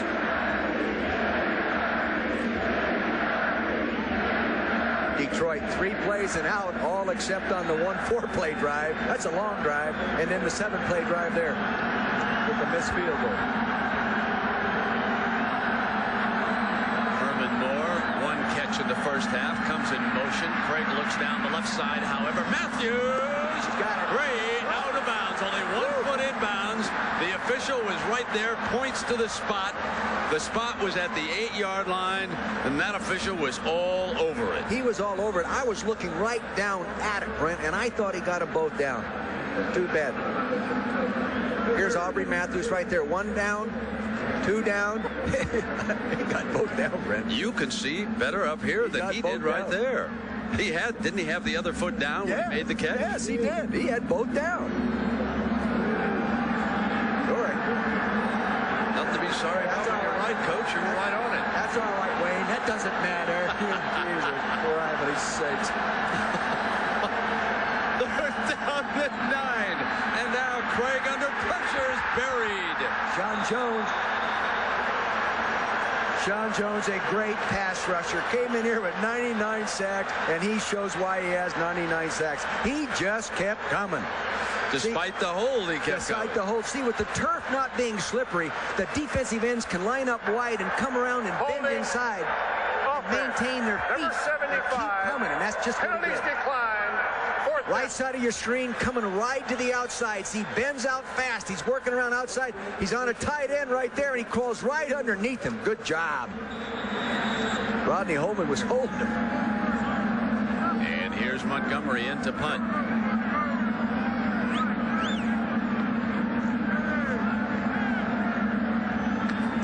Brooks and Pryor are now back deep.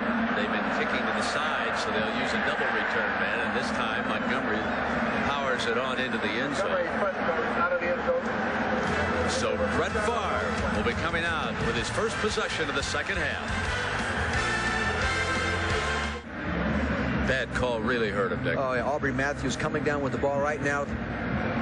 1 foot down right there. 1 down, the right foot down.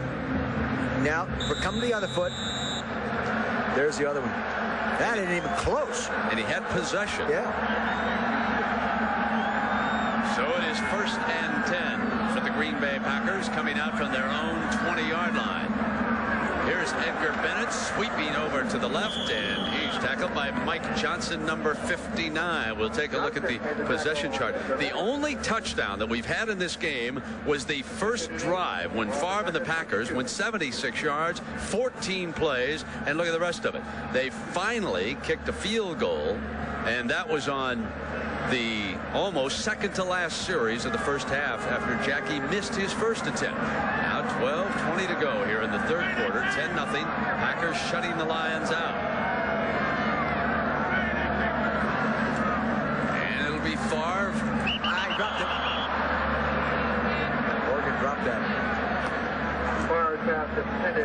target. Incomplete. 3rd and 8. Ball remains on the Packer 22.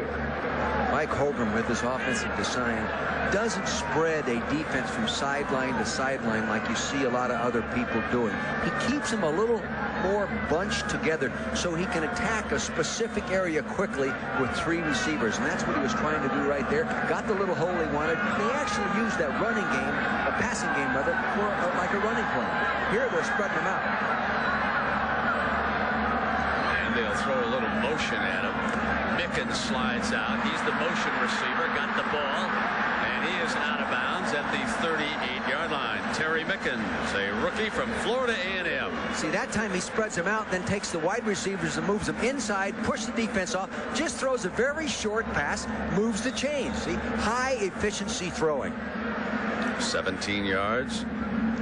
Favre playing without his go-to guy, Sterling Sharp, who will not return for the balance of the playoffs. Probably will undergo surgery, and we can only wish him the best. They will fuse the 2 vertebrae in the back of his neck. And now Bennett sweeping to the left, turns in beautifully to the 45-yard line, made 6 yards. And ABC Sports exclusive coverage of the NFC Wildcard game, brought to you by Chrysler and the new Chrysler Cirrus Sport Sedan. Red Dog beer, bold yet smooth, unusually easy to drink. You are your own dog. And Microsoft, the leader in software. Where do you want to go today? 11:15, 3rd quarter. 10-0. Packers shutting the Lions out.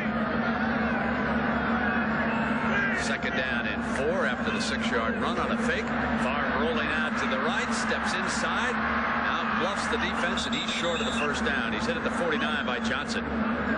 See, they did a real good job on that bootleg action of taking the pattern as a crossing pattern. He wanted to throw the tight end right here on the crossing pattern. This guy sits and then comes out late. He's covered. He has to keep the football.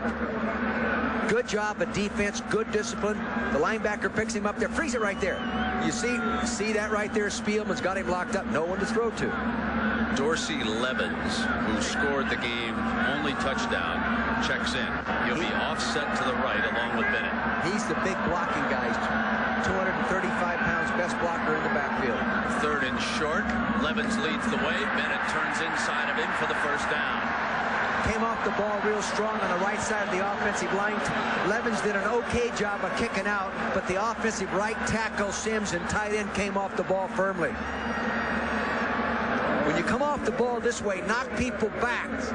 See, they get up there, they knock the linebacker back. Levens gets his block at the point. You can turn back up inside. And old Eddie West, number 86, true veteran, 31 years old, been playing a long time, gets a good block at the point. Now Reggie Cobb checks in, and he and Bennett are split backs. And on 1st down, Favre's going to throw it again. In trouble, moves to the left.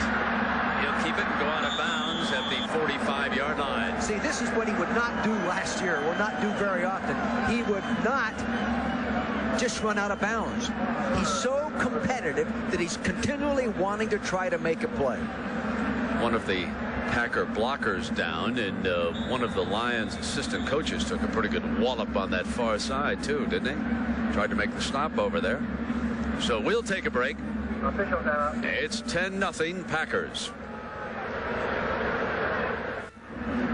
Here's Big Joe Sims, the offensive tackle that was just injured, number 68. Frees it right there. Now you'll see he's going to get blocked, or a man's blocked into his right leg, and it's caught in there. Don't believe it's serious. He walked off the field under his own power, but he is lucky. 2nd and 8 for Favre, and the Packer attack. Stands in the middle and fires. That's going to be very close to the 1st down. Chris Spielman making the spot on the receiver, who is one of his tight ends. Mark Chimera has come on strong this year toward the end of the season. Eddie West has had a bad ankle, who's their starting tight end, and Mark has come on and done a good job. He can also get down the hole, not like a Jackie Harris used to get down the hole, but he can get down the hole. Now it's 3rd and short. Ball is at the Detroit 37-yard line, so Spielman better get ready. Bennett is the running back.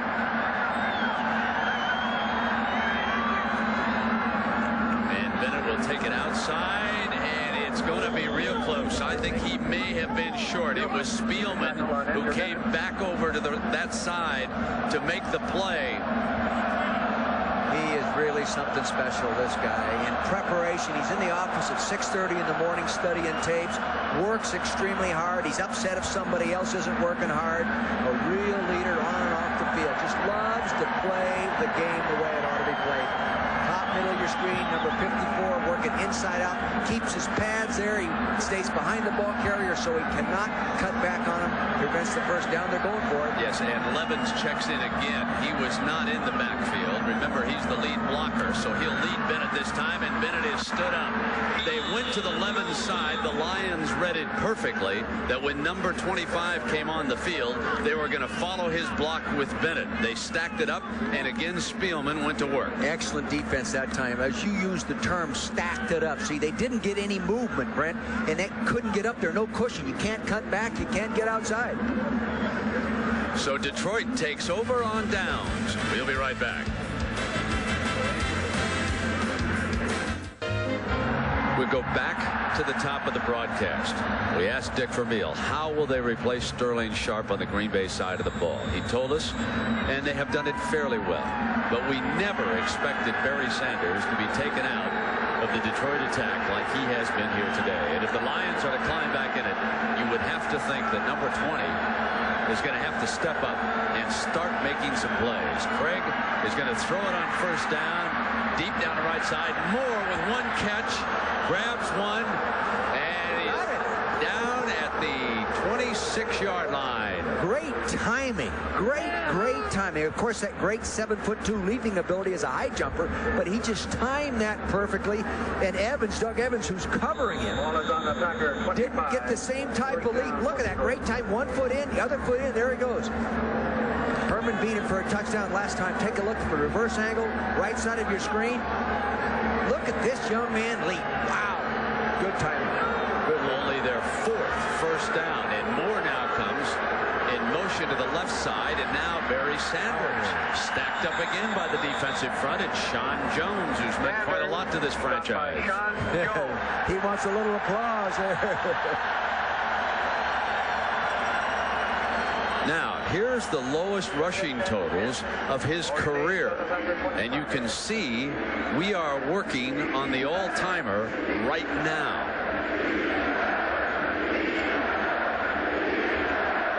Amazing. Yeah. But you know, great ones, you never know when it's coming. Let me tell you. Second down, 10 yards to go. Craig releases Barry as a receiver. He'll use him now, and he is out of bounds at the 27-yard line, his first catch of this game. He wanted to throw backside away from the action to the tight end, Ty Hollick, and they had him covered all the way. It was one of those trick plays that either works or it doesn't. It didn't work. Good defense. You know what's interesting, if they don't convert here, Jason Hansen is coming out to his trouble spot. But keep in mind that this time they're on the right hash mark. Jason may get a rematch. Are you trying to psych him out from up here? No, not me. I love these kickers. Craig and the Lions, though, will attempt to move it. They'll swing the ball to Barry. Sanders one-on-one, and he will not get the job done. Wayne Simmons. Wayne Simmons, first-round pick a year ago. He was banged up in training camp, missed part of the year. They thought he'd be the starting outside backer. They thought Bryce Pop would play inside. It didn't happen. Bryce Pop moved to the outside. Simmons proves he can play by making a good one right there. I won't tell you, Coach, because it's the other hash mark. I will make Jason the favorite on this 38-yarder. But this, folks, is the distance that has troubled him. Montgomery, seeing that he's ready, puts it down. He had to get in a hurry. He has got this one, and that was a bad hold, too. That was a bad hold. Well, I'm not so sure the snap was very good. Now, I don't want to blame Montgomery before we see where that center was, but you're right. He had trouble getting it back down. It was back into his belly. Greg did a good job of getting it down. No, it's a good snap. He just didn't catch it. Took it all the way to his body. Yeah, you're right. He just didn't get it down properly. Let it get through his hands. But he Normally a kicker will miss that. loves the right hash mark.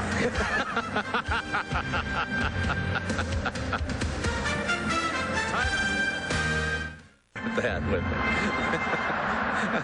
Now there's Dave Craig. He's coaching. He's coaching. He's going to get the ball to Herman Moore. You watch. That guy has been in this game for so long and so effective. Got to visit with him a little the other day, and he knows what's happening. Look at this. 24-14. First down.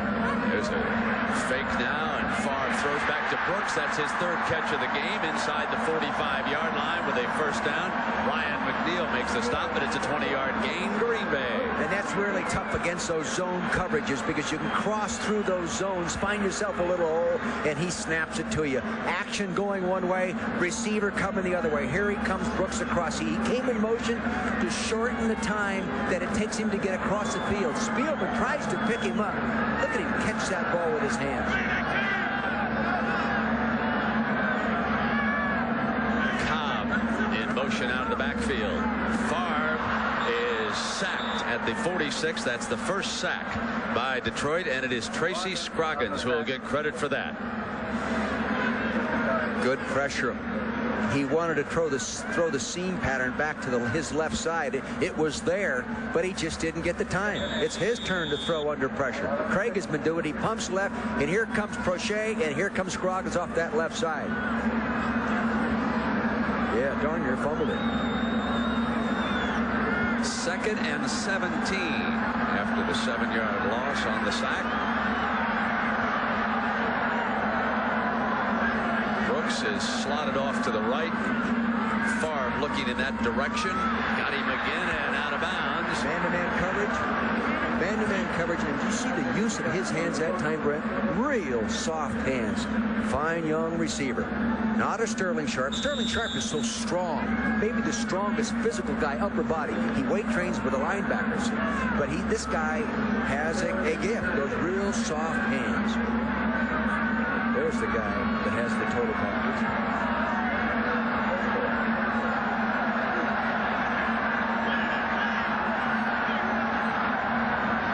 Looks like blitz coverage. Yeah, they're coming after him. On 3rd and 9, Favre throws incomplete, and he had Anthony Morgan open. Well, Kelvin Pritchard, 94, got the pressure on him and knocked him down. But like you said, Anthony Morgan was open. He got the blitz coverage, the man-to-man coverage, no free safety. Exactly what he wanted. Just didn't handle the protection. Offensive line starting to break down here in the 3rd quarter, and there's Mr. Sharp. You know, he adds a lot to a pattern, just little individual experience things he takes and incorporates in a pattern run against a specific defender that other people can't do. Hendrick punting for the Packers. Nice job. He really got it up there. Gray, fair catch. He'll bluff that one and hope it doesn't go in the end zone, and it is down around the 10-yard line. There's a penalty flag is thrown. Almost threw the penalty flag of where it should be spotted. Instead of, don't they supposed to throw the beanbag when something like that happens?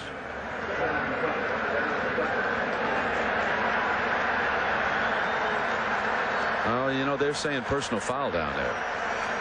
Lane just repeated it to the head linesman. Personal foul on the return team. Number 23 signaled, then blocked. Half the distance to the goal line. First down. Boy, Mel Gray, you know, he's got all the experience in the world. You would not think a veteran would make that kind of a mistake. Exactly. Timeout.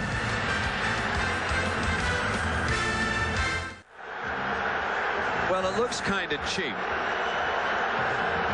But remember, if the punt had bounced the other way, the Packers might have had a chance to down it inside the 5. So the official is forced to make that call. Just shouldn't call it a personal foul. I agree. You know, a light touch, you could call it, but not a personal foul. Regardless, because of the penalty, the Lions must start inside their own 5-yard line. You're watching from behind Barry Sanders, who has been throttled today. Craig, incomplete, and he expected Perriman to run a sideline pattern. A little hitch, and he didn't run it. You know what surprises me in studying the tapes? Detroit versus Green Bay, last time they played, Detroit wins. They ran a draw play to the left side that was extremely effective. One of them he broke for 62 yards. They haven't run it today. Why not go back and run what was so super a few weeks ago? That good left-hand side draw play. I bet you an average 25 yards of play with Barry last time out. So Reggie White slips over to that left tackle spot.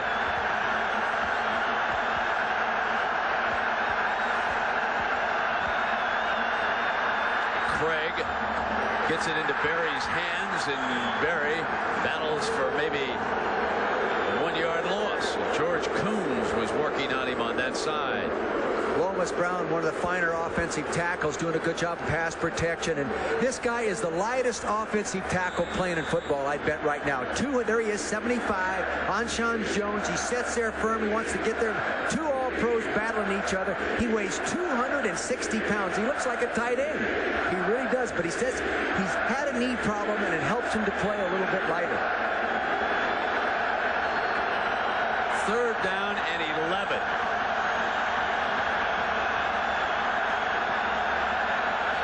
Craig from his own end zone in trouble, throws back to Holman, and Holman to the 13-yard line, and just short of a 1st down. The Lions are forced to punt. Very good tackling by Doug Evans and Corey Harrison, those guys getting in there and preventing that 1st down.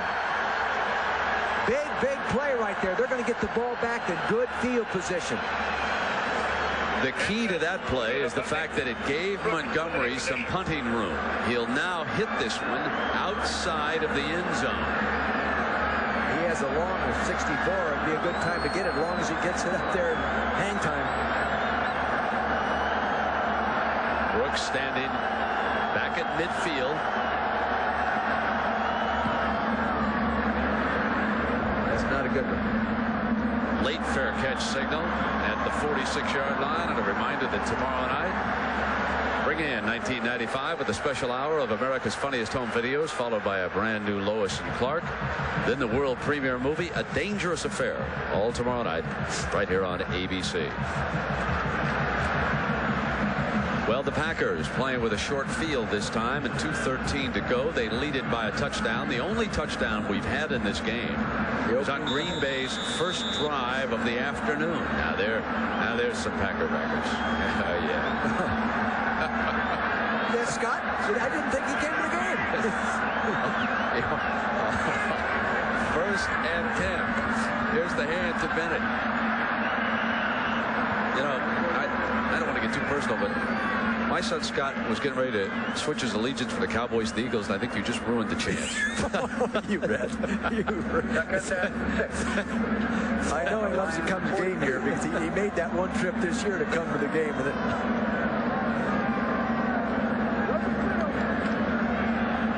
Lions have come back a little bit here in that 3rd quarter. Remember what it was at halftime? They're up to 124 total now. 2nd down now for Favre and the Packers. Audible. He sees blitz coverage. Hit on the release, but he has got Brooks, and Brooks driven out of bounds at the 16.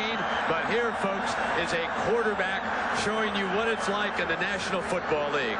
Under pressure on a safety blitz from Benny Blades, Favre hangs in till the last instant, knows that he's going to get buried, and on the release, he picks up Brooks. Blitz here. Everybody's coming. He's on McNeil to the right, runs a little corner pattern out there. If they get it to him, good audible, good game planning by Sherman Lewis, the offensive coordinator. They don't call them any audibles, only when it can help them, and this one's a big one that helps them.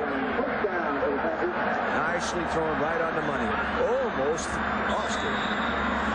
Now, Brett Favre had trouble with a shoelace, and the Packers have called a timeout as the result of it. He was trying to tie the shoe, get up to the huddle, and he saw that the clock had run down too far, and he used up a timeout. You know, in talking to Steve Mariucci, the quarterback coach of Brett Favre, that, you know, Brett, people will say that he has hot feet. He jumps around too much in the there, and he looks a little bit shaky, but he says that's not the fact at all. He's just so competitive. He's just so competitive that he wants to make the big play all the time. So he's continually fighting to get away from the rush to make the play downfield. I want to go back to this reception. Brooks had control of this. He One did. down, two and down. now he's losing the that's ball. a reception. It was almost a fumble as yeah. McNeil got back on him, and Brooks was able to cover up the ball going out of bounds. Yeah. So some good strength by the wide receiver of the Packers that time. And I think in one of those replays, you saw Favre take the shot. It was Blades who was delivering the blow when he hit the quarterback. Hit him so hard he untied his shoe. Knocked him out of his shoes. That's the way he likes to play football, though, Brett does. He's a tough son of a gun. He is so much better a player this year than last. Now the Packers will try to keep this going. They lead it by 7, 10-3. Here is Bennett into the middle of that defense and nothing doing. Real battle going on over there with Ken Rutgers blocking the defensive end. Rutgers is having his best year, or a very, very good year. Number 75, the big offensive tackle you see to the right corner of your screen. Talk to the coaches about him. They, too, said he had a real good year. Good technique, good, you know, he stayed healthy all year and is blocking well at the point of attack. What would you think about using down here, Nick? Well, they like the crossing patterns down here.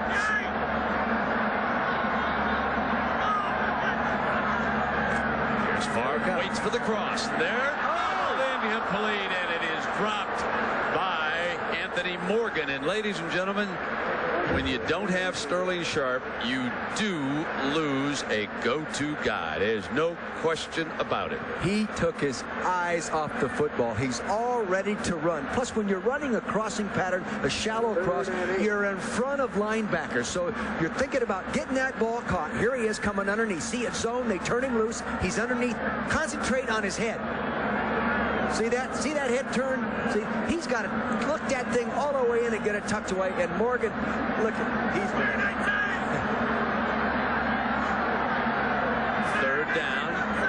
Two receivers are to the left, and Favre coming over to the right side. Can't get anybody free on this side. He's out of the pocket. That's not intentionally grounded. Doesn't matter that Bennett was tied up defensively, and now Favre is getting into it. That's not smart. That's not smart. That's Broderick Thomas and Brett Favre. Edgar Bennett's involved in it, too. Guys, back away. Nobody can afford to get thrown out of a football game. Now, keep in mind that the officials in the league have talked about, remember that fight down in Atlanta involving Deion Sanders and Andre Rison? They think both of them should have been thrown out of the game. So these guys better avoid standing toe-to-toe. And I guess the question I would have is, why was Favre upset with Thomas? Did he hit him late? I don't know, but Mike Holmgren, the head coach, was upset, too, coming off the sideline. He was upset about something. Now, let's watch. They're at the down the ball. Oh, yeah, that is late.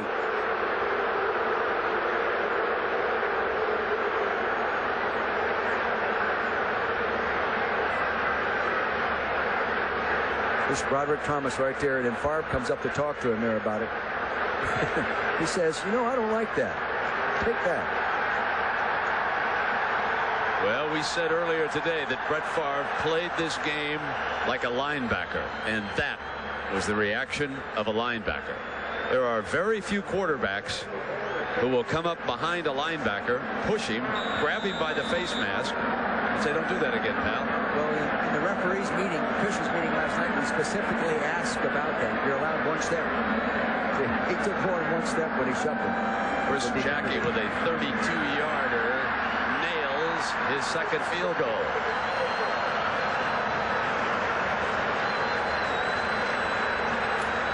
We still got some people that want to fight. And there are a couple of Packers surrounded down there around the 15-yard line, and now several of their teammates run back out. Well, it's playoff time, and suddenly the passions are starting to bubble just a little bit. Green Bay leads it by 10, 13-3, 11 seconds to go. I wonder if the Lions are frustrated at how their superstar, Barry Sanders, has been stopped. Well, I still can't believe they haven't run the best play they ran against him last time, the draw plays, because he can find daylight on a draw play. Yes, you've got to hold 1 point or maybe 2 points, but if you get people upfield, then he can break up underneath them. Mike Holmgren was upset. I saw him come off the sideline right away on that play. That's why I thought there was something going on down there. But I'll tell you this, you can take a guy like Sanders and have him hold him in tow for 3 quarters, and then all of a sudden, out he comes. And then that fires up everybody else, offensive linemen, everybody. But the defense has actually played good enough to keep it.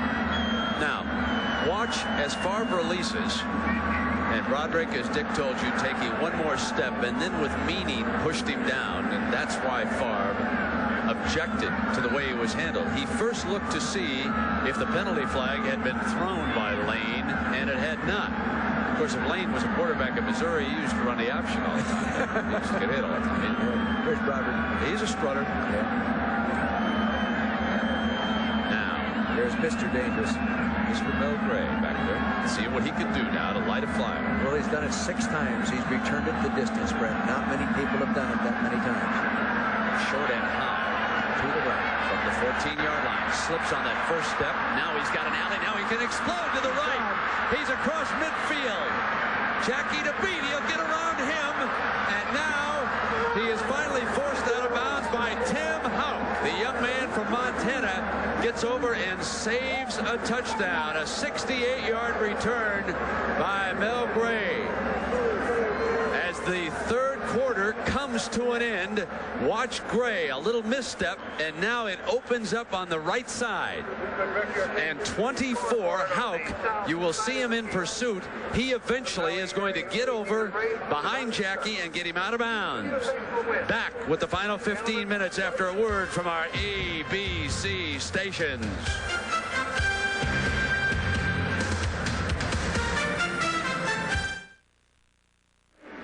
Take it, Mr. Vermeil. Nobody does it any better. That slip actually helps get the timing off in the coverage, and he just breaks upfield, and off he goes. Little subtle moves, and he continues to go upfield.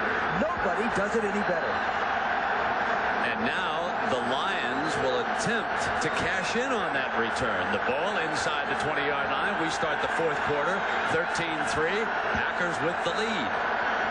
Craig's been throwing on first down. This time they come back with Sanders on a run. Sanders breaks it outside and lives, and he's thrown out of bounds at the 16 by Leroy Butler. Boy, it looked like he was almost going to have the Sanders breakout play that time, but the defense kept coming. They didn't come to balance and wait.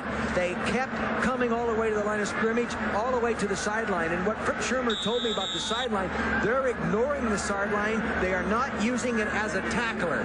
They're not counting the sideline as a 12th man. They say, we have to have somebody wider than him regardless of the sideline. Now it's second down for the Lions. They've got to get the ball to Herman Moore. They press the receivers, and Craig throws incomplete. Perriman looking for interference from Buckley. Not going to get the call, and he is outraged about that. Well, they used Herman as a decoy, running a little delayed pattern underneath, and tried to run the quarter pattern in behind him to Perriman. That's good design offensively, but good coverage by Terrell Buckley. The Lions do not want to make a big mistake right here. Here's the throw. You'll see it. Now tight coverage to the left side of your screen. Good coverage right there. Yeah, you can't call that pass interference.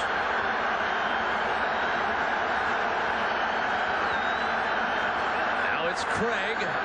Gets one-on-one more, and Moore's got it. Touchdown, Detroit. They have to get the ball to Herman. Flag down. 2 of them. Personal foul. They were doubling Reggie White on that play, too. Look at Wayne Fonts. I cannot believe it.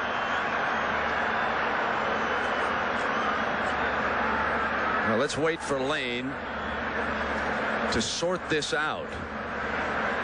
The personal foul was indicated. Holding. Holding offense, number 66. Personal foul, roughing the passer, blow to the head, number 99 on the defense. Penalties offset, replay the down, third down. Say this, they better cover Herman Moore again because they can't cover him by themselves.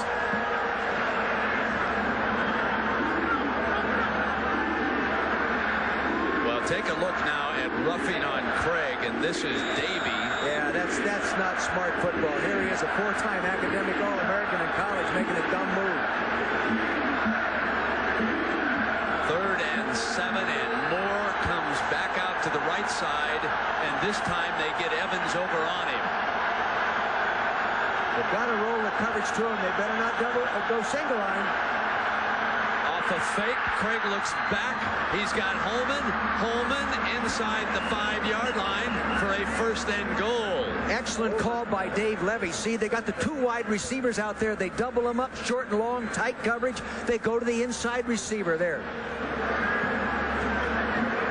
Reggie White coming, just driving the offensive lineman back in there. He flushes him, but David Craig maintains concentration and comes up with a big play. Nice job by David Craig. No substitute for experience, thrown to experience. And here's a development for you as Barry Sanders stays in with the ball 1st and goal inside the 5-yard line. Frequently, as Lion fans are well aware, they'll change that package. Craig's going to throw out of that formation incomplete. You know, the funny thing is, not the funny thing, but on that last play to Rodney Holman, Herman Moore had him beat over on the corner the other way. He is really a special receiver. I can't understand why he's not in the Pro Bowl. They were looking for Anthony Carter over there on Buckley. They thought they could beat Buckley with Anthony Carter. It's interesting, those two hooked up down in Orlando this summer in a skills contest, and there they are again. Green Bay's having a hard time getting their coverage call right. They're coming with a blitz. Looking there again, and they cross over, and this time they've got the touchdown, and they get it into the hands of Brett Perriman. And now there's trouble over there on the far side. Now the flags are going to come down. George Teague was the defensive back, and he seems to be saying right now, if you want more of me, let's go. And that's not the thing to be saying right now. Wide receiver on a safety. The wide receiver should be able to beat him. I wonder if they're calling the fact that he spiked the ball right by the defender. Tight, one-on-one, bump and run coverage, inside slot man breaking with the corner. Number 80 on the offense. 15 Nicely. yards will be on the kickoff. Now we'll stay with it because they're where it is. You see, Teague was down, and Perriman spikes the ball at his feet and then barks at him, and this is why the flag was thrown. So the touchdown counts. That's the important thing for Lion fans right now to note. There's no question about that. It's going to be assessed on the kickoff, and that's important on that kickoff. Now with Hansen, this extra point would pull the Lions to within 3.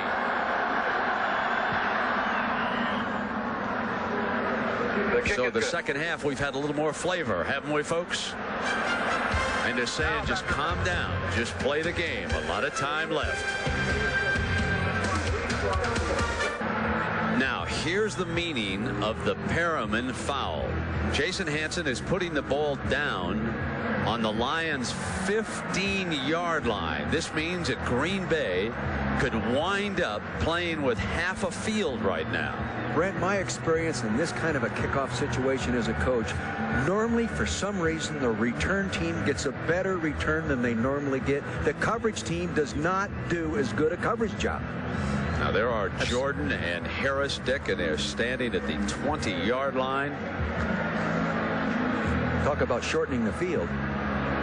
That could not have come at a worse time for Detroit. They had pulled to within 3 after the extra point was kicked after the foul, of course. But now let's see what happens.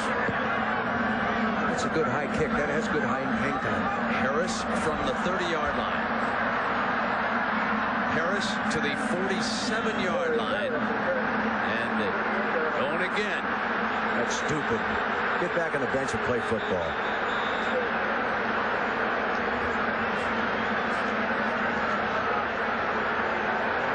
Going back to that touchdown play, a delay to the outside to shorten the field, bring the defender in. Here we've got a one-on-one situation. Wide receiver on safety. They're blitzing people, so there's no help. Isolation, one-on-one. Sticks him to the inside, throws it to the outside. Perfect throw. He makes a dumb move right here. He gets up. He's going to be a little bit of a hot dog. He's going to throw the ball down right at him, say, I beat you. Dumb play. So Perriman now, even though he made a fabulous catch on the ball, has given the Packers, has helped give them good field position, and they hit with the slant right away to Brooks. And let's go down now to Leslie for a report on the incidents down on the field. Leslie?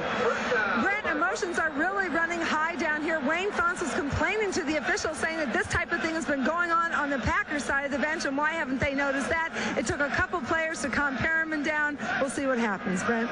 All right, Leslie, and the first play of the game gives Green Bay, or I should say of this series, gives them a first down inside Detroit's 40-yard line now. Favre and the Packers on the move again. Aided to a great extent by that 15-yard penalty. Favre getting good time and incomplete. Cobb, the intended receiver. Actually threw that ball a little bit too hard. If you throw that a little softer, the running back can adjust to that football. That one thrown like that, only one place to catch it. He didn't make the play. You know, I've been impressed. Every time I look up, I see that Robert Porcher. Here's what I'm talking about. This ball coming right. He really, look at how hard he throws that thing. That thing is really zipping. Right. He should make the catch, yes. But if he takes just a little off of that, then the running back can adjust to it. He's throwing for 222 yards here today. Now it's second down and 10, and they'll come back with Bennett. Bennett slams inside the 35-yard line. There is no question that Edgar Bennett is the #1 running back in Green Bay. I would guess that you could look for Reggie Cobb with his salary to be hitting the highway, and Mr. Bennett is going to get himself a nice raise for night. Wouldn't that be nice? Deserves some cash. He's a good player. Yeah, what are you, his agent? Well, getting a cut or what? You know, they make about 5%, don't they? Those guys. Looks like blitz. Oh, they backed out. They bluffed it. Now Favre stands up tall and complete.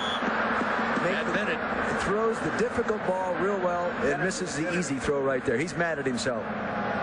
He's mad at himself right there. Though you have to give some credit to the defensive end, and had a good outside rush right there and didn't give him a clean throwing lane to throw at. Look at, he's upset. Here's a guy that missed practice yesterday, and he never does because he ended up in the hospital, the night before? Well, we want to talk about that because that's one of our storylines from earlier in the day. That injured stomach is a result of a horrendous automobile accident that Brett Favre was involved in while he was still in college. That was back in 1990, if I recall. And every now and then there's excruciating pain, and that caused him to miss practice yesterday. And now, nice job. Hendrick hangs one high, and it's into the end zone. He could have batted it back had he left the ground. Remember that rule, unlike those in college football. We'll be right back.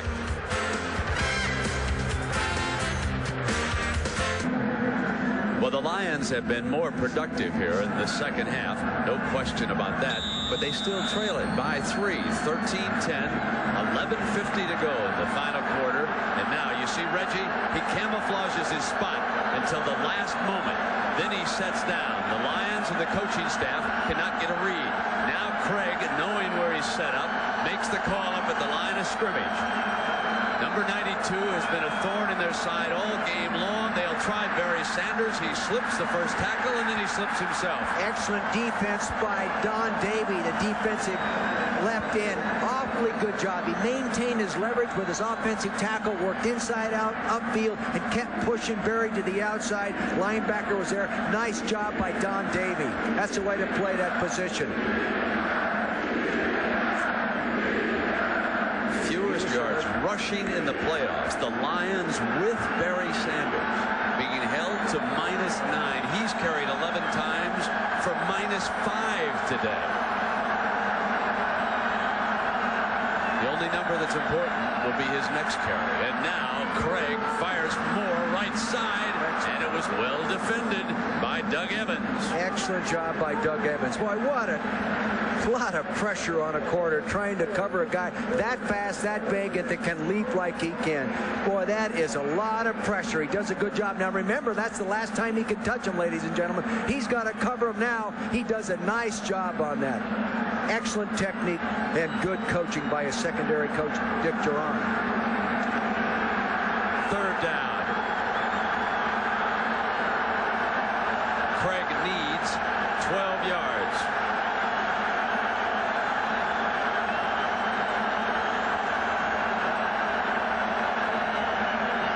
Penalty flag is thrown by the umpire, and the play is whistled dead. Too much time? Before the snap, false start, number 82 on the offense. 5-yard penalty, still third down. Coach Fonz.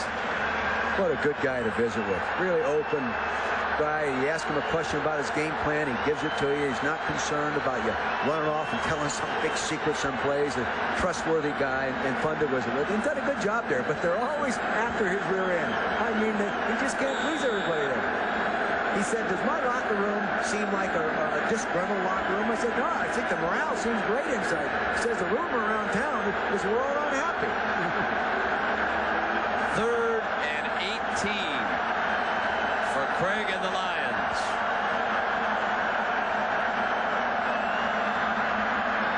In trouble, steps away from it, and now goes for Perriman, incomplete, and the Lions are forced to punt with 10:51 to go. Scratch that. Let me change that. That was Barry Sanders, 20 and not 80, coming down the sideline. Reggie White's drawing a crowd there in pass protection. Here's Reggie White, number 92, coming off right there. Freeze it right there. Here's one guy going to block him right there. Now look at the other guy. Bowens is coming over to help. Now there's two guys. Now freeze it. Now there's three helmets. They really like that guy.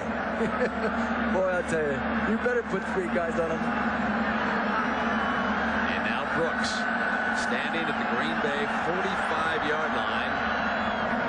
That's a return type ball. Bounce it to him from the 42. Down at the 49-yard line. A 7-yard return. We'll be back. 10:40 remaining.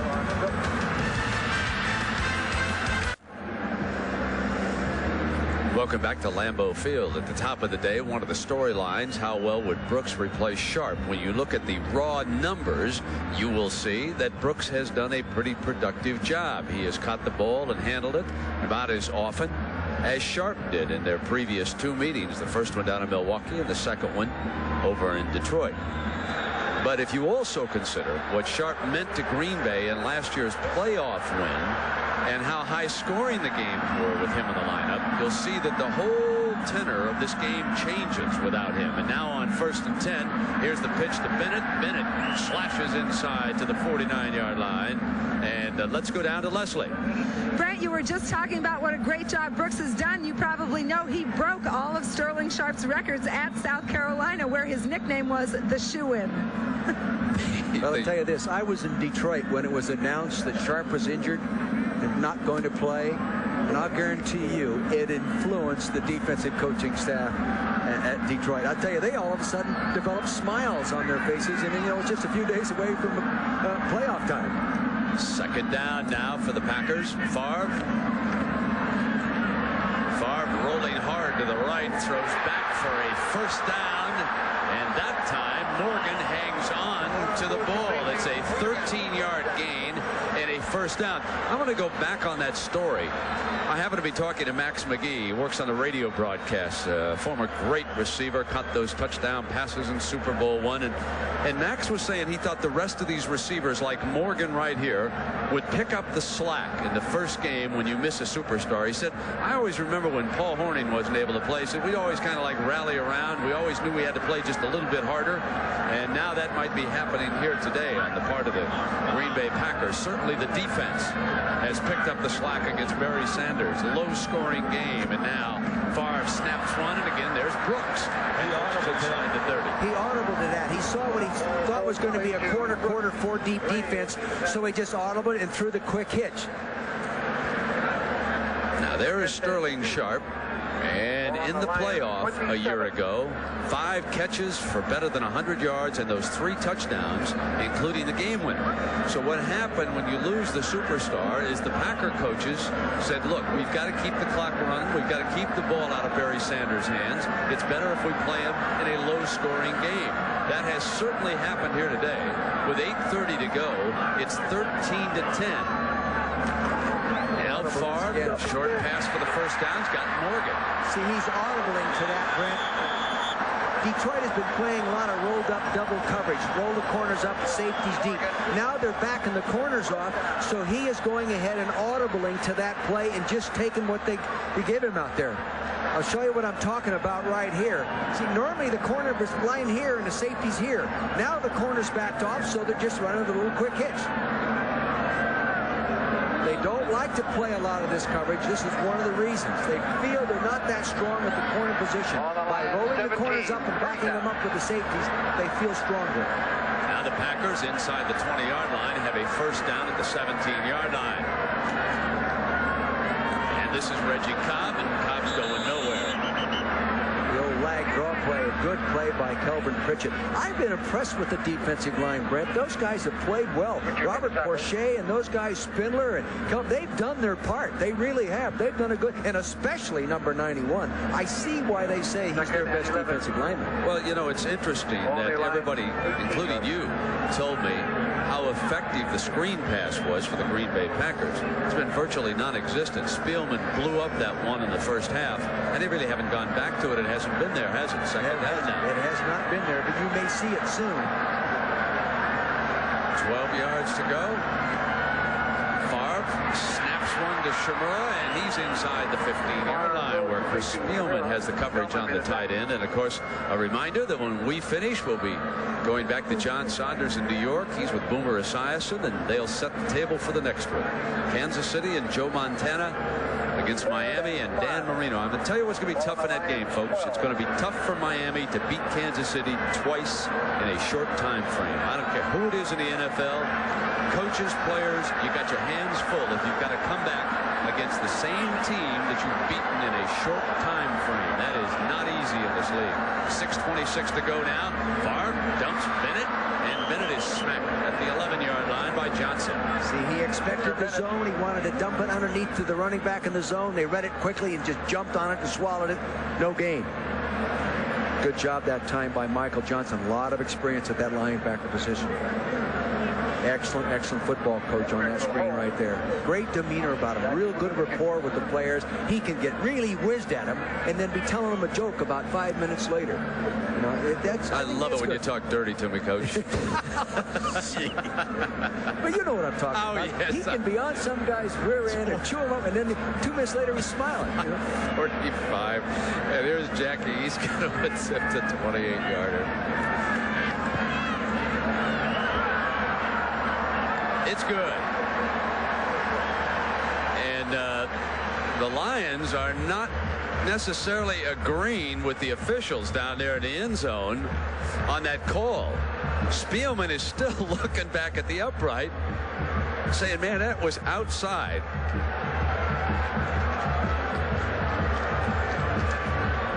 Take a close look here, Dick.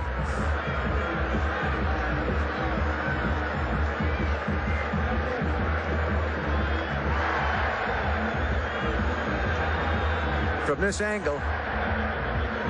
Yes, I love you guys. But I'll tell you. I love you guys with those lines. It's tough. This might be a little better angle. Don Chandler. Freeze it right there. It's on the way. It's not. It's there. It's good. Spielman better go get those eyes checked. Those extra lines were, you know, we've got 5:35 to go. And, Dick, if I could be serious for just a moment. Oh, really? That'll be a change. That's what I figured. I've been with you all year. I've been serious once. You know, I'm going to miss you. No, seriously, I want to ask you, is there anything new? I know a lot of NFL fans, especially good folks back in Philadelphia, are wondering about your circumstance, what you're going to tell the the new owner of the Eagles, and where's your mind right now? Well, Brent, my mind is right here in this booth, number one. But number two, I haven't talked to Jeffrey since our meeting a week ago. We had 2 3-hour meetings. I really enjoyed it. I went into the first meeting without an interest, developed an interest.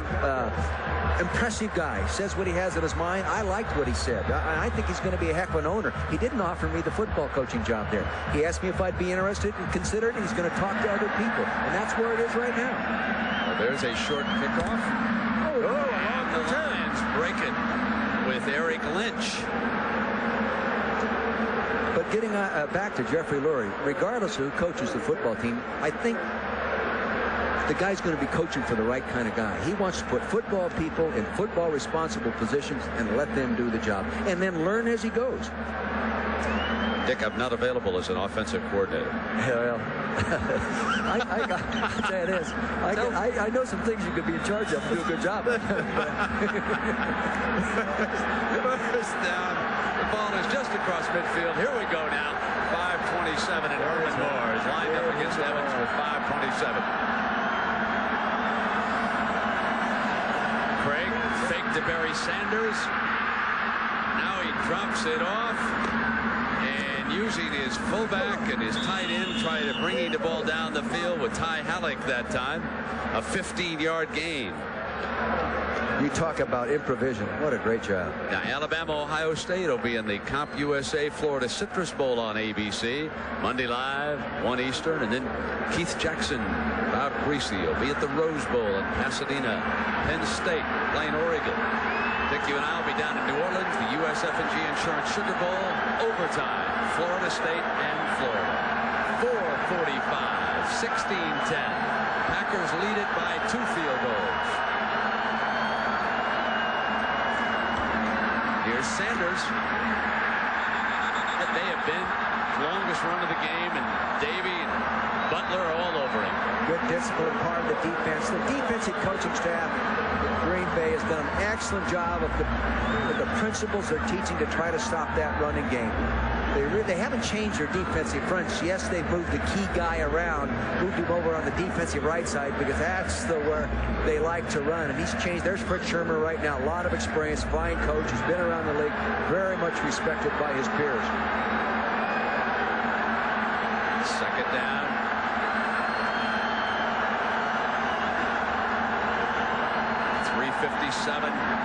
Flea flicker. Got it.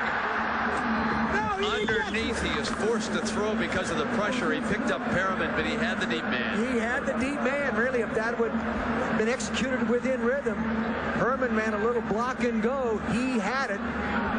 They hand the ball off. Right there. Now he starts up inside. He peels back, flips it, but see, the protection breaks down like it does many times in those type of plays, and he couldn't go deep. But Herman had it. Herman went down, bluffed the block, and released into the pattern. He was open. Now, Dick, it is 3rd and 4.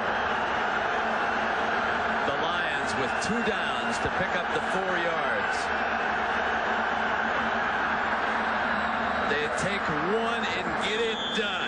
Reggie Johnson, the tight end also from Florida State, picks up the first down for Detroit. Here's Holman. They get them all bunched up. A man coming in motion. They have Holman right here and just running right out here in the flat for the 4 yards. Not trying to get 15, not trying to get 20, trying to pick if it's a man, it's not man, but he makes the play. They don't get the pick, but they get the play. So Johnny Morton, let me correct that. It was Johnny Morton who returned that kickoff for a touchdown against Miami, making that big first down play for the Lions. End zone Moore, and the pass hung a bit, allowing Evans to get round and make the play. They're very, very high on Doug Evans. Very high on his ability. He said he's going to be a fine player there down the road. He's only been around a couple years. You can see he's working against one of the great players in the National Football League, and he does a good job of fighting back in, getting his left hand in there, and knocking it away. 3:04 to go. There's Mr. Evans right there. There's Mr. Herman. There's a real good matchup right there. Second down and 10. Matthews, 83. Craig wants him. Incomplete. Matthews complaining that he was pushed out of the pattern. He definitely went out of bounds. Can't come back in and catch it. I still don't understand why they haven't run him on a draw play. I just don't understand that. Here they are. That's Dave Levy right there. Tom Moore, the quarterback coach. And there's a guy playing. Third down and 10 for the Lions. Just inside of 3 minutes. Trailing it by 6. Matthews to the 14-yard line. Going to be close. See, they get in that tight bunch formation, and then they just flush from there. He comes back underneath it, gets him stretched out of there in that zone. They drop him the football. High efficiency passing. Good design by the offensive coaches. Well,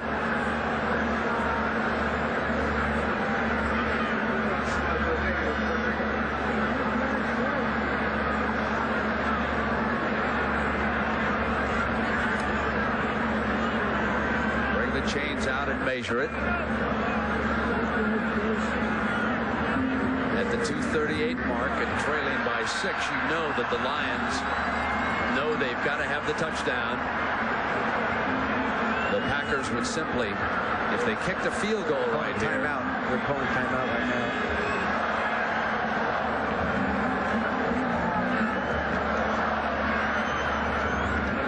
So their season comes down to 1, and we'll remind you that ABC Sports coverage of the NFC Wildcard playoff game is brought to you by Pontiac and your local Pontiac dealer.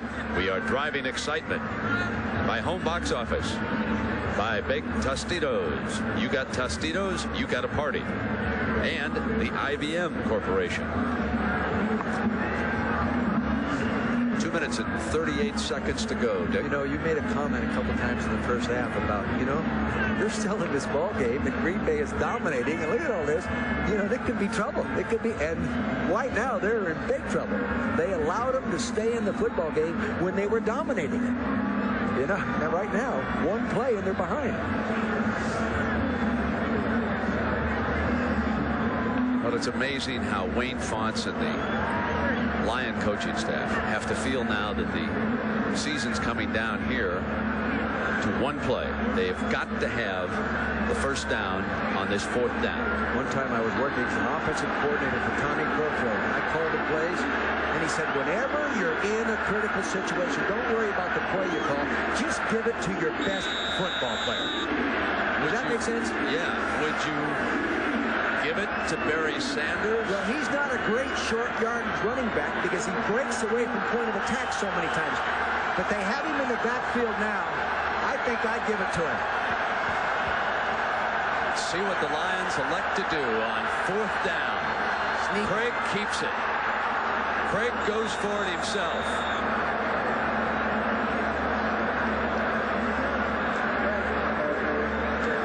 That in itself is a tribute to the Green Bay defense. They did not want to hand the ball to number 20. That's how much he's been dominated here this afternoon. And Craig, on a quarterback sneak, appears to have gotten the first down.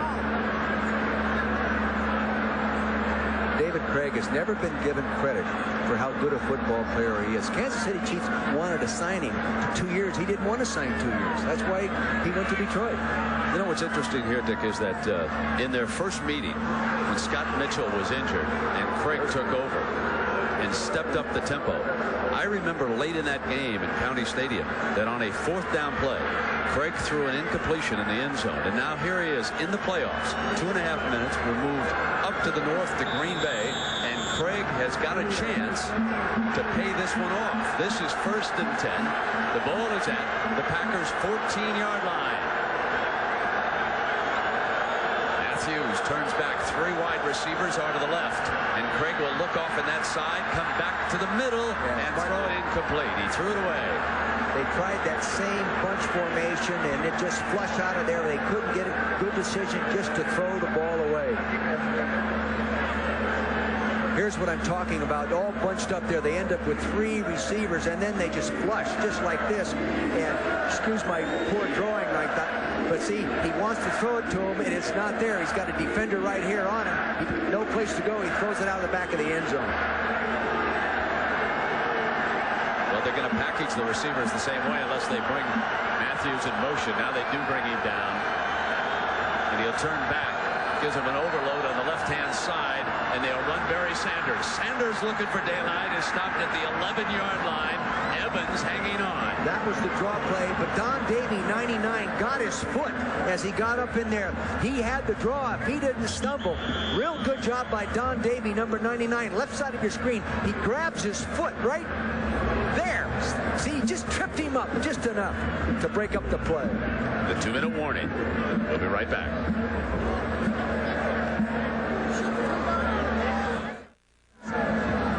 So many good stories in this game. Let's start with Barry Sanders. With 2 minutes to go, the league's leading rusher, one of the greatest years ever in the NFL. He has now carried 13 times for no yards. That's right, 0 yards. And yet here we are. Barry Sanders could still wind up being the hero. The Lions could pull this one out. And how big is it now that Jason Hansen missed a field goal back in the first half? The Lions would be trailing by only 3 right now.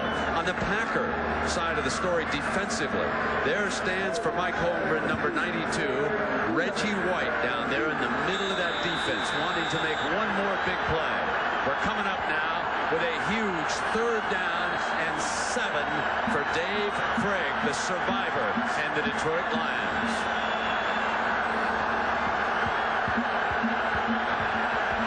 They're probably going to try to get the ball to Herman Moore. They can make the 1st down without scoring, too, Craig. Remember that. Craig looking Moore's direction. He's covered, and Craig is sacked at the 17. Bryce Pop. The ultimate overachiever is how the coaches describe Bryce Pop. Not the most talented, but one of the big givers on this football team. Plays linebacker, and in the nickel, he rushes as a defensive end. Very versatile guy, coming tough to the outside. 95 does a stunt, freeze it right there. See, he started outside, came back underneath. They had a cross charge. They didn't pick it up properly, and here he comes up in there clean. Good effort, good movement, gets after it. Big play. And now the Lions use a timeout. Here's what the quarterback's looking at as he gets back there. He's looking downfield, see to his left, the rush is coming. He can't see it to avoid it. Now he sees it too late. Barry Sanders tried to help him pick it up inside there, Brent, but he didn't see it quick enough. Good defensive stunt, cross charge. Used to call that a Rex. Craig and the Lions have come to 4th down. Meanwhile, Reggie White and Bryce Pop getting ready for what could turn out to be their last big play of the season, or if they hold up, they'll move on down the road. Doesn't get any bigger than this for a defense. 4th and 13 right now. The Lions can get a 1st down inside the 4 at about the 3. Craig has Moore over to the right, matched against Evans. Craig with a quick drop, throws to the Moore, jumps in the air, he's out of the end zone. Out of the end zone and incomplete. The Packers take over.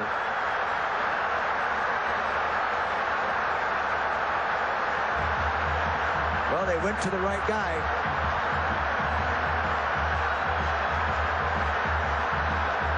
What the Lions are thinking right now is that Herman Moore was pushed out of the back of the end zone.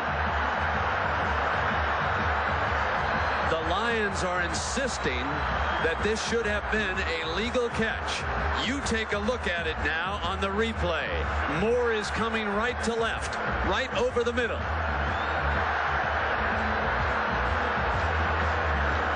He's got it. Teague is wrapped up with him in the air. That's a good call. And he's out of bounds. That's and a good call. Would agree with you, Dick. Yeah, it's a good call.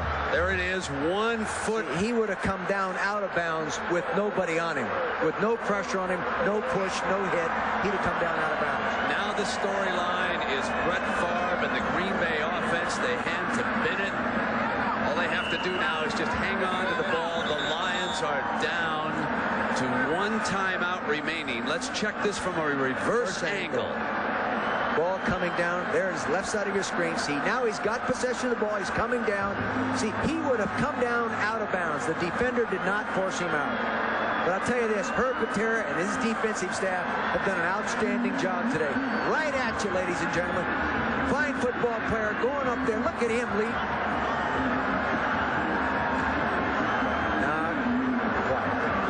Now on the other side, we want to switch back to the Brett Favre story.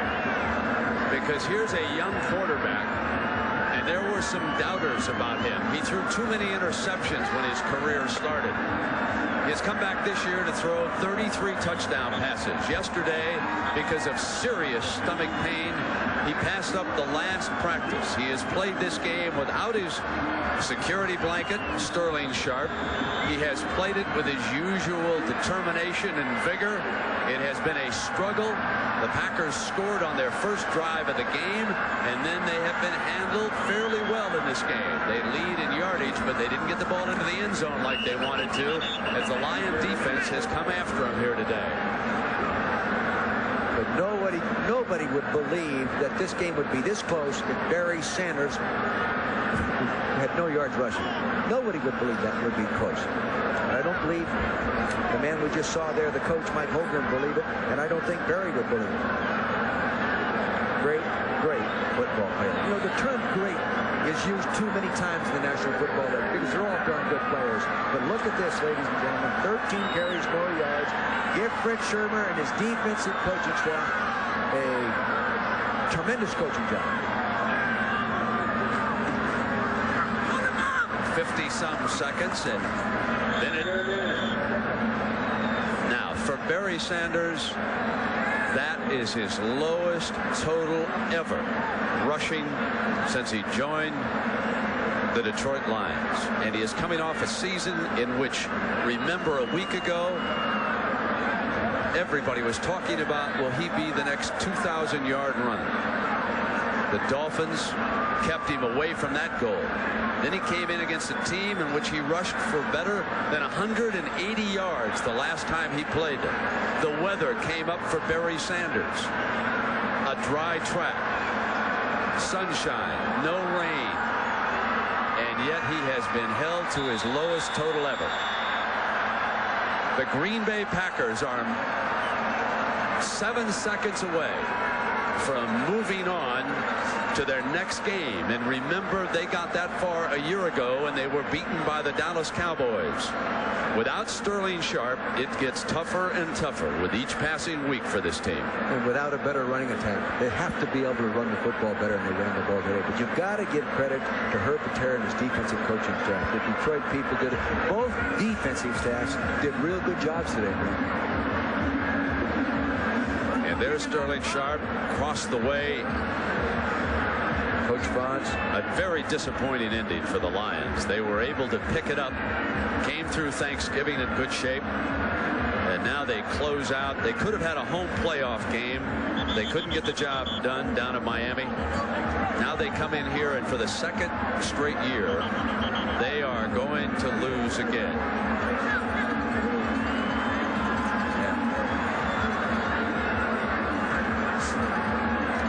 Well, the Lions will be going all out to block this punt, and now the one thing you've got to wonder, would Hendrick ever turn around and run into the end zone, run out the clock, and step out of bounds? I think he'll go ahead and punt. There's no guarantees. They're in a tight punt formation. Well, they better be careful of Mr. Gray back here. He might have one more miracle up his sleeve. Here goes Hendrick into the end zone. Let the clock come down. Now he'll step. Now he's going to go out of bounds and take the safety. Game's over. Yeah, he did it. They were not going to give Gray a chance, and look out down in that corner. Tempers have been flaring in this game.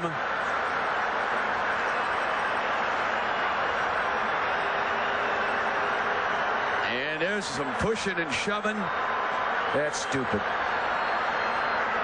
And the Lions have to be careful because some of the fans will reach down over the stands. Let's go down to Leslie. awfully emotional game. Never beaten at home in the playoffs. Mike Hold'em, how did you win this game? I don't know. We had a little bit of luck, and the guys played very hard. I can't say enough about our defense, really. Anytime you play like that against the greatest runner, really, I think, in football, you've had a great game, and they responded at the end. It was Barry Sanders' worst game of his career. What did you do to stop him? Well, I don't know. I don't think you ever really stop him. The field didn't help him, I don't think, and then our defense, I just can't give them enough credit. They really played a good football game. And there is life without Sterling Sharp? Well, yeah, I feel very, you and I talked earlier. I miss him a lot, and so does the team. But I was proud of Anthony Morgan and Robert Brooks, Mickens, and those guys. They played hard. Excellent effort all around. On to Dallas or San Francisco. Thank you, Mike. Back to you. Leslie, I want to make sure that everybody understands the final score. That's what's important here. They took the safety, and it is 16-12. That is the final score of the game now. Green Bay wins it as Hentrick runs out the clock and takes the safety. And a reminder now that the NFL mid-game report is coming up next here on ABC Sports.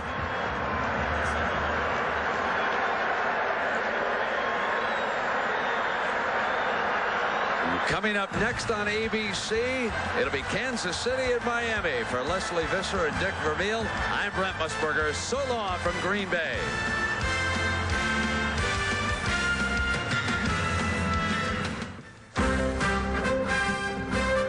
This has been a presentation of ABC Sports, recognized around the world as the leader in sports television.